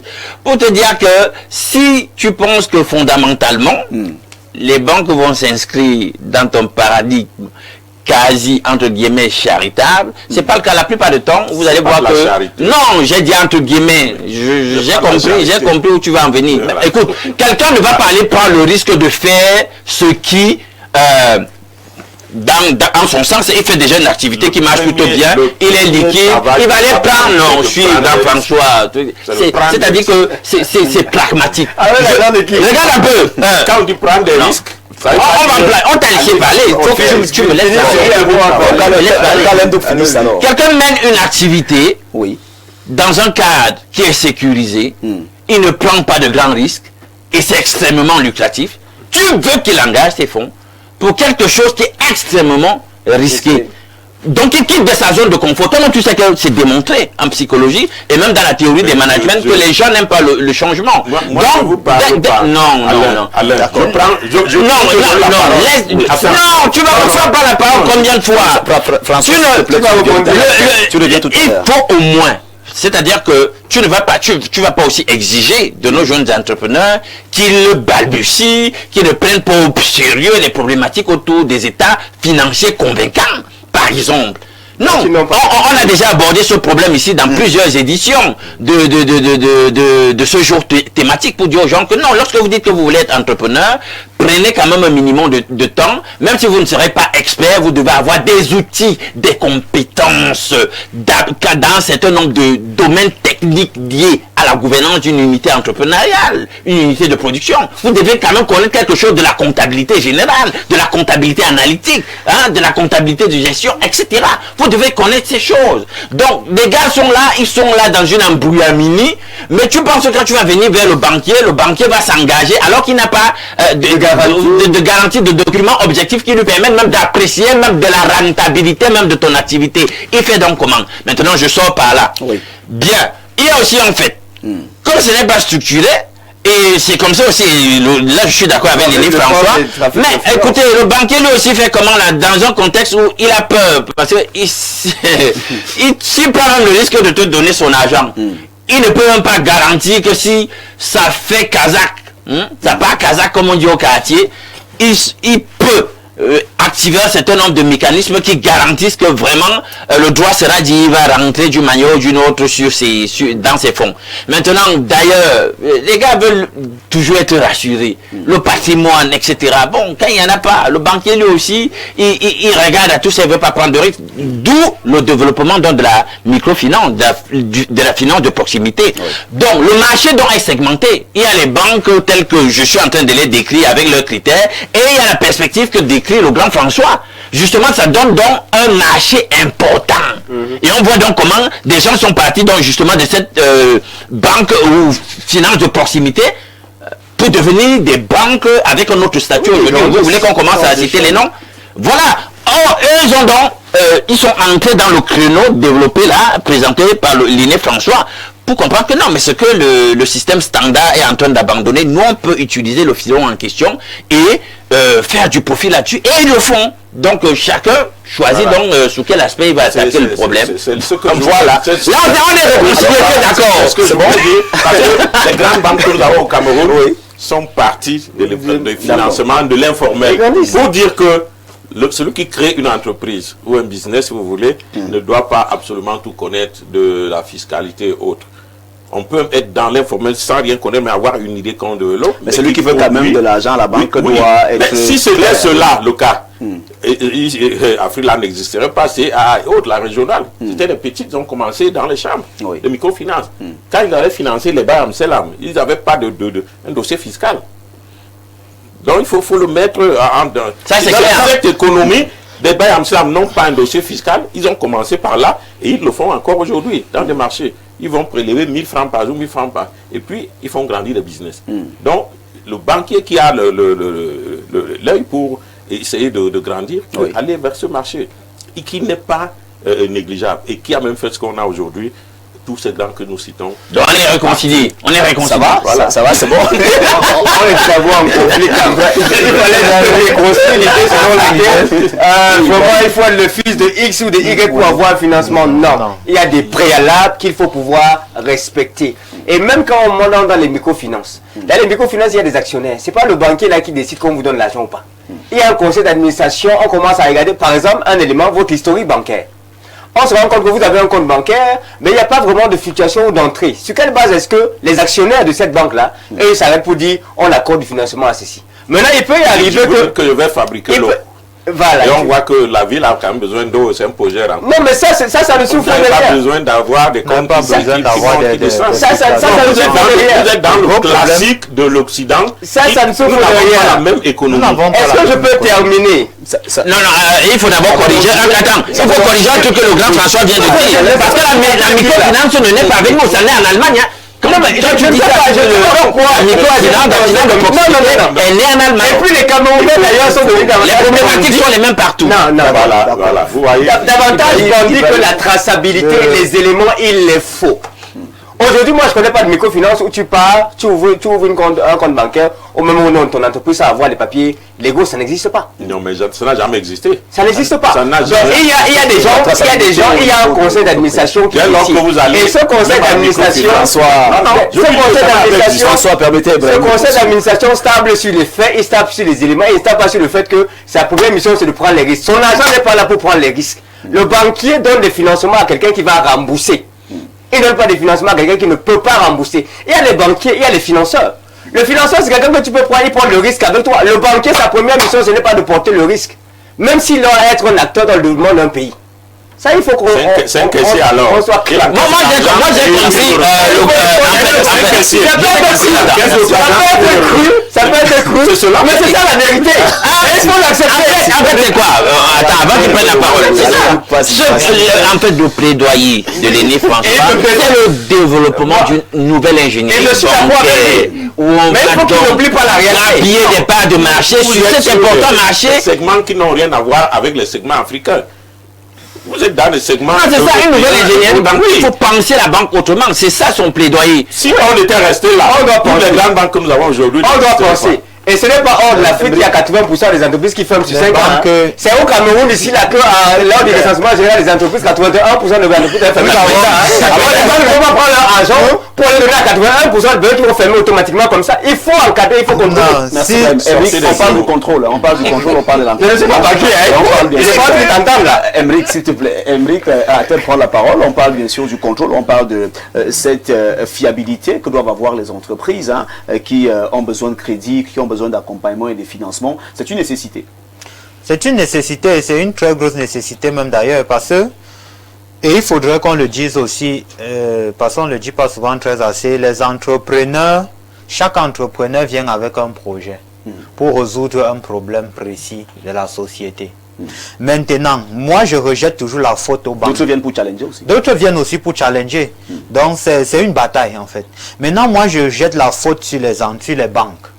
Parce que nos banques au Cameroun, comme je le disais à l'entame de mes propos, n'ont pas une cellule de suivi de projet. Parce que c'est une banque... Ça l'a évoqué d'ailleurs. Oui, parce que si une banque a une cellule de suivi de projet, on ne serait pas aujourd'hui en train de se retrouver avec des entreprises qui naissent et disparaissent. Lorsque la banque a suivi de projet, ça veut dire quoi? Ça veut dire que moi, Emric, je monte mon projet pour fabriquer de l'eau comme le dernier François disait. On sait bien que nous avons besoin d'eau potable. Ce qu'on a fait, la banque n'a pas besoin de porter l'argent pour me donner. Non. Ils arrêtent l'argent en main. Ils disent, Emric, viens, assois-toi ici. Pour les eaux, on va commander les bouteilles en Chine. Nous allons les finir. Tout ce que nous on veut, contrôle-nous le truc, c'est ton projet. Tu viens avec tes idées, nous on finance, nous on contrôle les finances. Sur d'autres cieux, nous voyons des banques qui, lorsque tu as une entreprise et que tu n'as même pas d'un gestionnaire financier, la banque te trouve un gestionnaire financier. En fait, le gros problème, c'est parce que la banque vous signale que votre argent est disponible, venez le chercher. Venez le chercher, c'est ça le gros souci, parce que dès lors que la banque va te dire ton argent est disponible, viens le chercher. Et tu te rappelles que ta mère t'a appelé qui veut besoin du 8 mars, et il y a ton petit frère là-bas qui va aller au Canada, et il y a ta tante qui veut... Du coup, tu dis que j'utilise d'abord un peu, si mon petit frère arrive au Canada, je pense d'ici 2 ans, il pourra déjà travailler l'argent là-bas et me renvoyer ça ici et je remets à la banque. C'est ça qui fait notre problème aujourd'hui. Et je le dis toujours et j'insiste, nous parlons parfois des problèmes que nous rencontrons dans ce pays et je le dis, c'est le système qui nous gouverne actuellement là, qui est le moteur de ce problème que nous avons, que les entrepreneurs ont. Voilà par exemple dernièrement dans le discours du chef de l'État, lorsqu'il a s'adressé à la jeunesse, il a proposé 50 milliards pour soutenir des projets jeunes. Sur quelle base? Quels sont les projets jeunes qu'on soutient? Quels sont les critères des jeunes qu'on doit soutenir? Ces 50 milliards vont aussi se volatiliser. Si même on l'a déjà, parce qu'on disait qu'on va chercher, parce qu'après ça on a donné un décret à lui Paul Motazé de tout faire pour fabriquer cet argent-là, pour soutenir ces projets. Et ils n'ont pas défini les critères des jeunes des entrepreneurs qui vont bénéficier de cette subvention. On n'a rien défini. Une fois que ça va arriver, ça sera toujours que bon. C'est le fils de tel. A été faite lorsque les équipes sont en train de travailler pour essayer de définir comment ça va se passer. On ne fait pas la politique. En fait, nous sommes habitués, on appelle ça la gestion par embuscade. Avant d'annoncer un truc pareil, ça devrait suivre déjà avec les critères. C'est pas une fois qu'il a annoncé que 50 milliards sera débloqué que les services adéquats s'asseyent maintenant pour dire que bon, quel est le profil d'entrepreneurs qu'on doit financer, quel est le type de projet qu'on doit financer, quelles sont les priorités. Non, on devrait déjà planifier les choses dès la base. Parce que pourquoi un chef de l'État se lève et vient tenir un discours à la jeunesse où il a dédié le septennat, je ne pense pas que c'est pas après ce discours-là qu'on devrait réfléchir. Ça devrait déjà être réfléchi en amont. C'est ce qui a été fait. Voilà, ça doit être, dans un carnaval et c'est ça qui je vais dire quoi aujourd'hui, ces banques-là ne parviennent pas à avoir la traçabilité même des finances de tout ça. Parce que pour qu'un jeune se lance, il a un minimum un fonds. Il a essayé. Parce que même si tu loues seulement le bureau, c'est déjà un fonds de lancement. Que la banque devrait déjà dire que bon, ici, oui, tu as déjà les locaux. Qu'est-ce qu'il te faut? Il faut une usine de transformation. Qu'est-ce qu'il te faut pour transformer? Qu'est-ce qu'il te faut pour emballer? Qu'est-ce qu'il te faut? Les gars, en fait, ne descendent pas sur le terrain.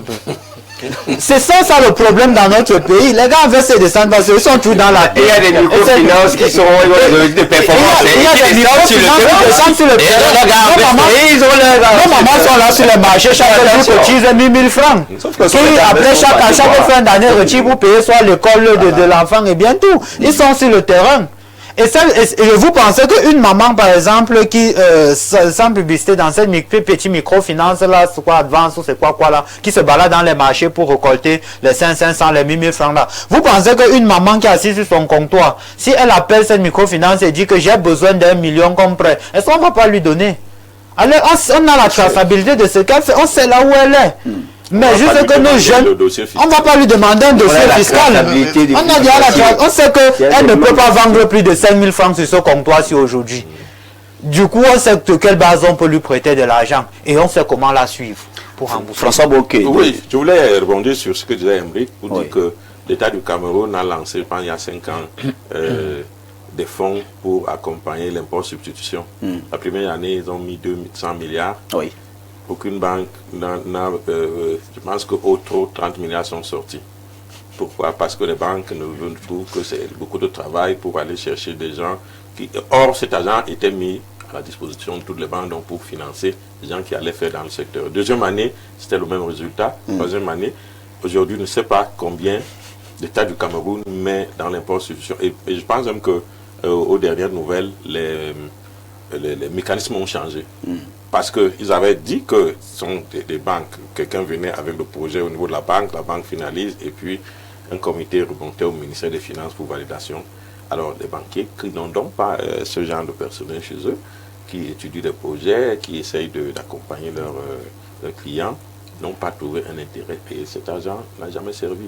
On risque donc de tomber dans les mêmes 50 milliards où on va dire les mêmes choses, des gens vont partir. Il paraît que c'est au niveau du plan jeune que ça va se gérer. Mais comment est-ce que ça va se gérer et quels sont donc les projets? Parce que chaque fois qu'il y a 50 milliards, c'est peu pour investir. Moi, je vois plein de jeunes là qui viennent, qui ont besoin de financement. 50 milliards, c'est peu pour le Cameroun. Vraiment, ils sont nombreux. Même seulement l'avenir que nous dit là, pour vous consommer les 50 milliards. Oui, les jeunes qui dépendent des téléphones. Peut vous consommer cela en crédit. Donc, si on veut vraiment financer, on dit, nous avons constaté que tel secteur est porteur, nous allons mettre peut-être 50 milliards dans ce secteur-là qui correspond à ce que nous recherchons peut-être dans 2-3 ans pour peut-être transformer ces petites unités en industrie. Donc, il faut qu'il y ait une projection, il faut qu'il y ait une vision avant de pouvoir mettre un tel engagement. Alain Ndouk, face à cette situation, nous avons des réactions. Chacun essaie à son niveau de présenter la situation. On parle bien sûr de cet accompagnement qui n'est pas assez. Les entrepreneurs qui ne bénéficient pas de cet accompagnement, les paramètres sont présentés ici. Il y a beaucoup plus de problèmes de traçabilité qui est évoqué par pas mal d'entre vous sur le plateau. Il est judicieux tout de même d'avoir une certaine traçabilité lorsqu'on décide de mettre sur pied une entreprise et qu'on a besoin de financement. Même si je viens vous voir, Alain Ndouk, que j'ai vraiment besoin d'argent, si la somme est colossale pour vraiment un petit projet, vous allez quand même venir au village pour voir ce que je dis que je veux réaliser. C'est ça qui va vous booster à me donner de votre argent. Mais justement, on l'a toujours dit, non, c'est un fait. Le contrôle, c'est une fonction fondamentale du management. Il faut contrôler, il faut la traçabilité. Hein? Et on contrôle comment? Sans état financier. On revient encore au même problème. Moi, ce n'est plus ça, de ça que je veux parler là. Bah, écoutez, sans état financier, Macacaouillère, je dois vous faire un état financier. Non mais au moins,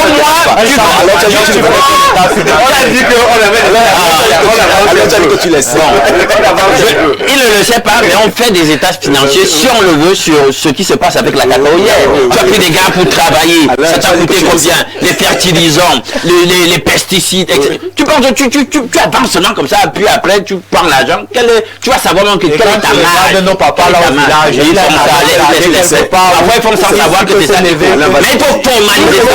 Sans faux débat. Il faut être éduqué les gens. Maintenant, moi, le plan que je voulais offrir, j'ai dit que je soutenais le grand François et notre frère là-bas sur le développement d'une nouvelle ingénierie bancaire pour prendre cette part de marché qui relève d'un financement de la proximité. Je dis que beaucoup le font déjà, ont compris.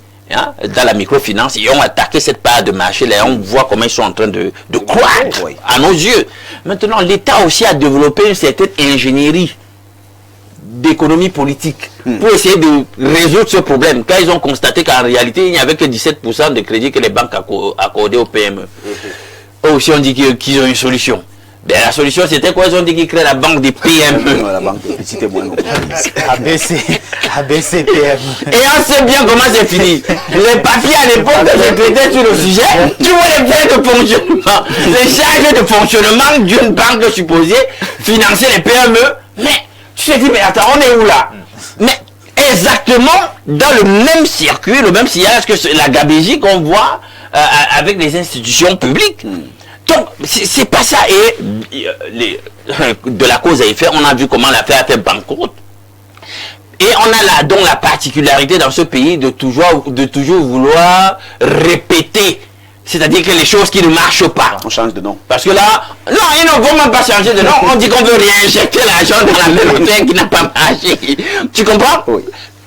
Le mauvais management que tu connais, des fonds qui n'ont pas pu qui n'ont pas pu financer justement les projets et voir maturer les PME. On dit qu'on va injecter à nouveau des milliards dans la même histoire qui n'a pas marché. Mettre un peu plus.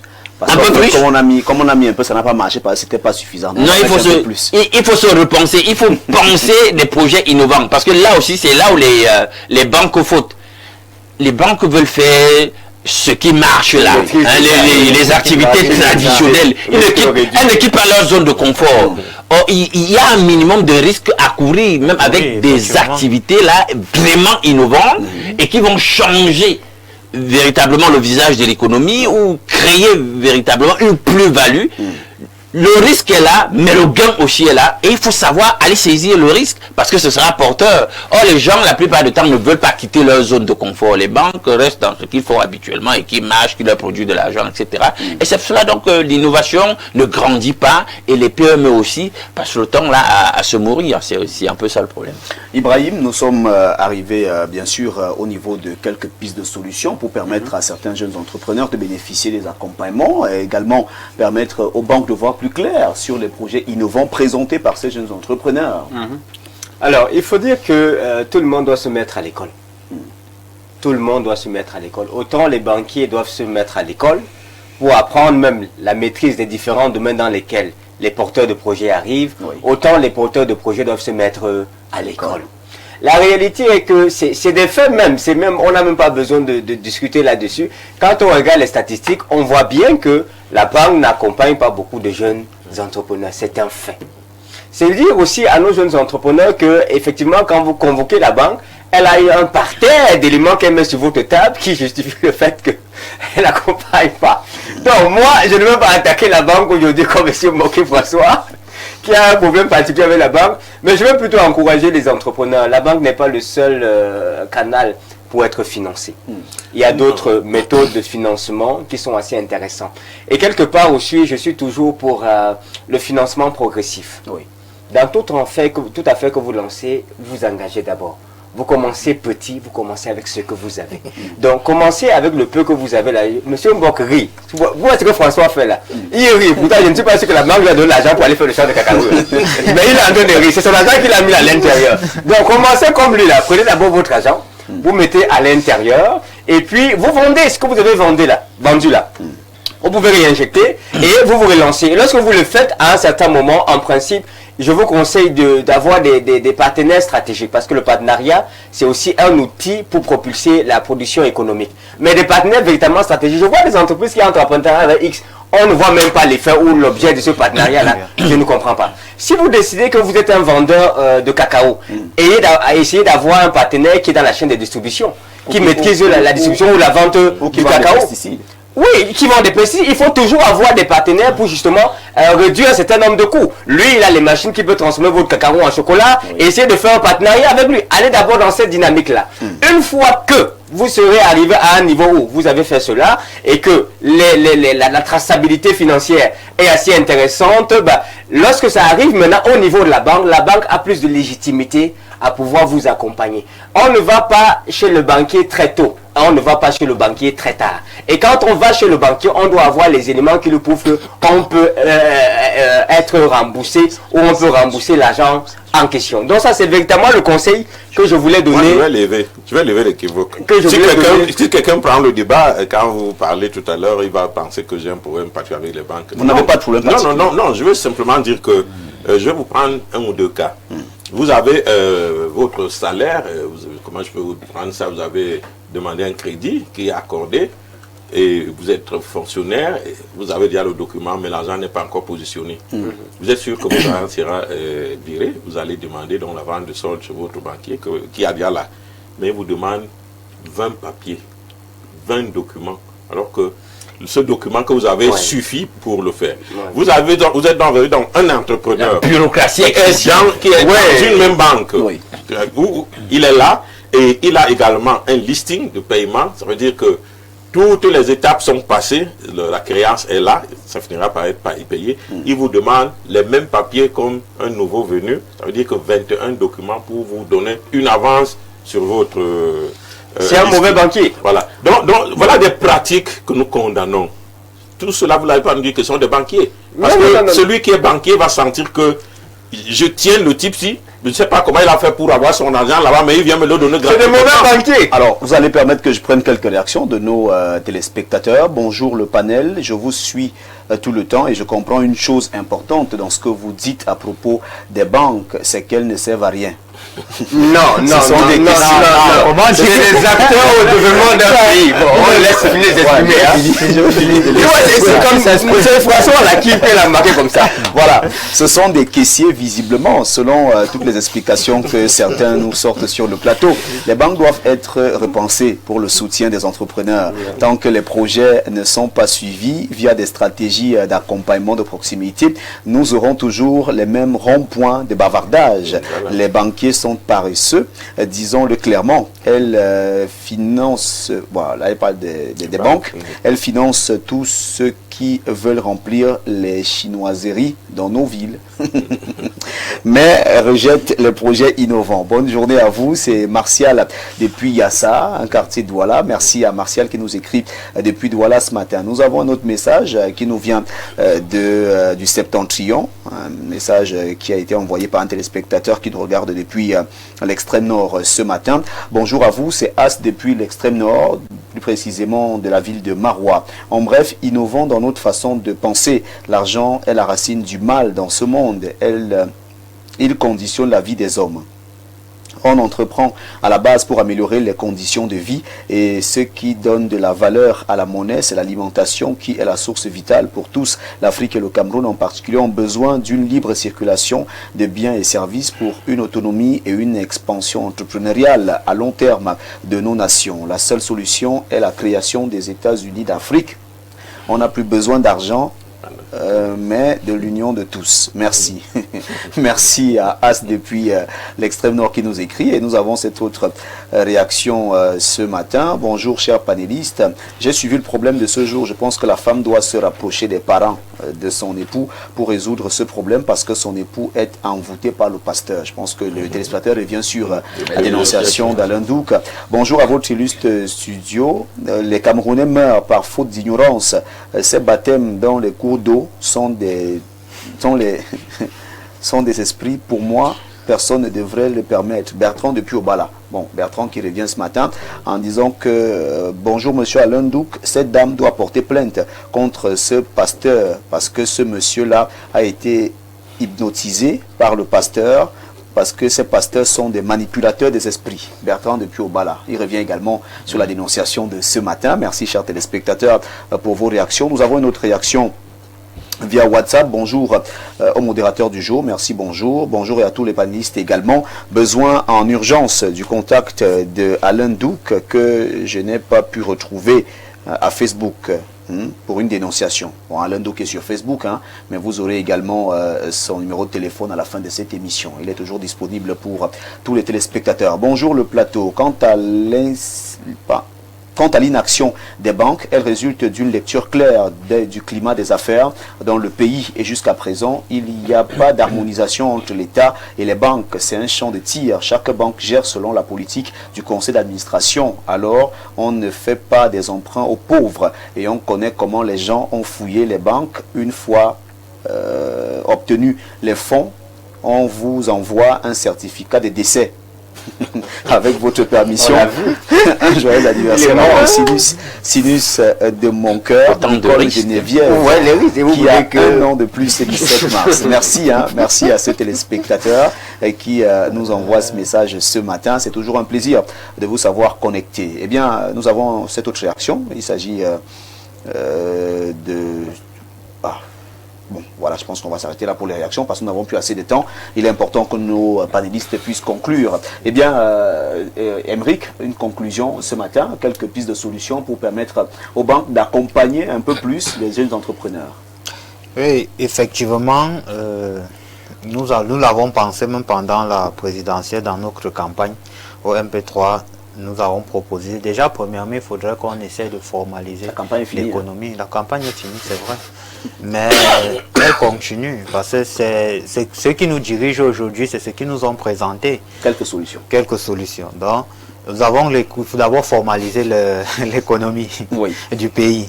Déjà, créer une confiance et une transparence entre la banque et l'entrepreneur. Oui.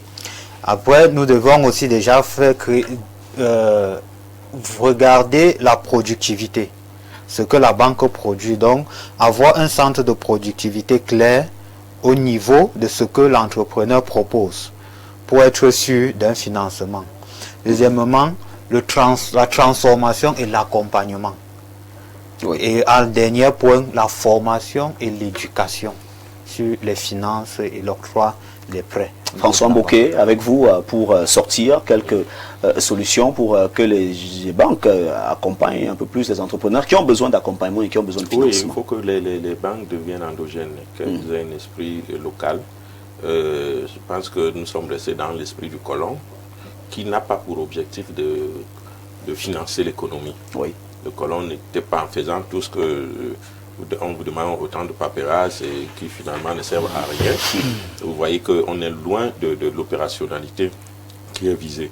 Donc, il faut que les banques deviennent endogènes, qu'elles prennent les traditions africaines, comment est-ce que l'économie est faite, et que les mécanismes de financement aillent par là. Pourquoi les tontines marchent? Est-ce que vous entendez qu'il y a beaucoup de détournements dans les tontines? Il n'y a pas de dossier fiscal là-bas, ça se gère au niveau de la confiance. Donc, il faut que les banques reviennent au niveau de la confiance et que chaque personne qui a besoin d'ouvrir un compte ne pense pas qu'il est en train d'aller à la gendarmerie ou au commissariat, parce qu'aujourd'hui, les banques font peur. Il faut qu'elles soient socialisées et qu'elles puissent permettre à tout le monde qui a besoin d'avoir un compte d'aller vers elles sans crainte. Alain Douka, mot de fin. En l'état actuel, ce sera très compliqué parce que vraiment les banques, je tiens à vous dire que c'est le système bancaire et financier mondial qui tient en laisse tout le monde. Et quand vous vous rendez compte qu'en réalité c'est eux qui dictent la donne, c'est un problème. Donc il faudrait un nouveau type de partenariat dans notre espace territorial avec ces unités en question. La prospective du développement telle qu'on l'entend et le rôle à définir à ces spécialistes des valeurs du trésor pour qu'elles participent du mieux possible, soutiennent l'économie, les entrepreneurs du mieux possible par rapport à cette vision du développement que la gouvernance a. Donc, forcément, il faut se réajuster. Il faut se réajuster. Faut désapprendre, faut laisser tomber certaines façons de faire, adopter de nouvelles façons de conduire le business, etc. de la part des banques. Est-ce qu'on va y arriver? Ça, c'est l'avenir qui nous le dira. Moi, je garde la foi. Merci. Merci à vous, chers panélistes. Merci à Émeric Nyamako. Merci à Ibrahim Maxime Julien, qui est un habitué. Merci à François Mbouké. Merci à Alain Douk pour la participation du jour. Mesdames, Messieurs, l'émission Espace Miné de ce mardi s'achève ici et maintenant. Nous allons vous laisser en très bonne compagnie de nos programmes qui se poursuivent sur Info TV. Merci à toute l'équipe de production qui s'est mobilisée pour la réalisation de ce programme ce matin. Merci à Patrick Ndemba, merci à Parfait Zambo, merci à Ben Valls, merci à Janvier Désiré Ekenge, des Camix, et merci au président directeur général du groupe La Météo, Monsieur Dieudonné Mvang. Mesdames, Messieurs, merci une fois encore. Bonne journée à toutes et à tous et ne zappez surtout pas, restez sur Info TV, la chaîne de proximité.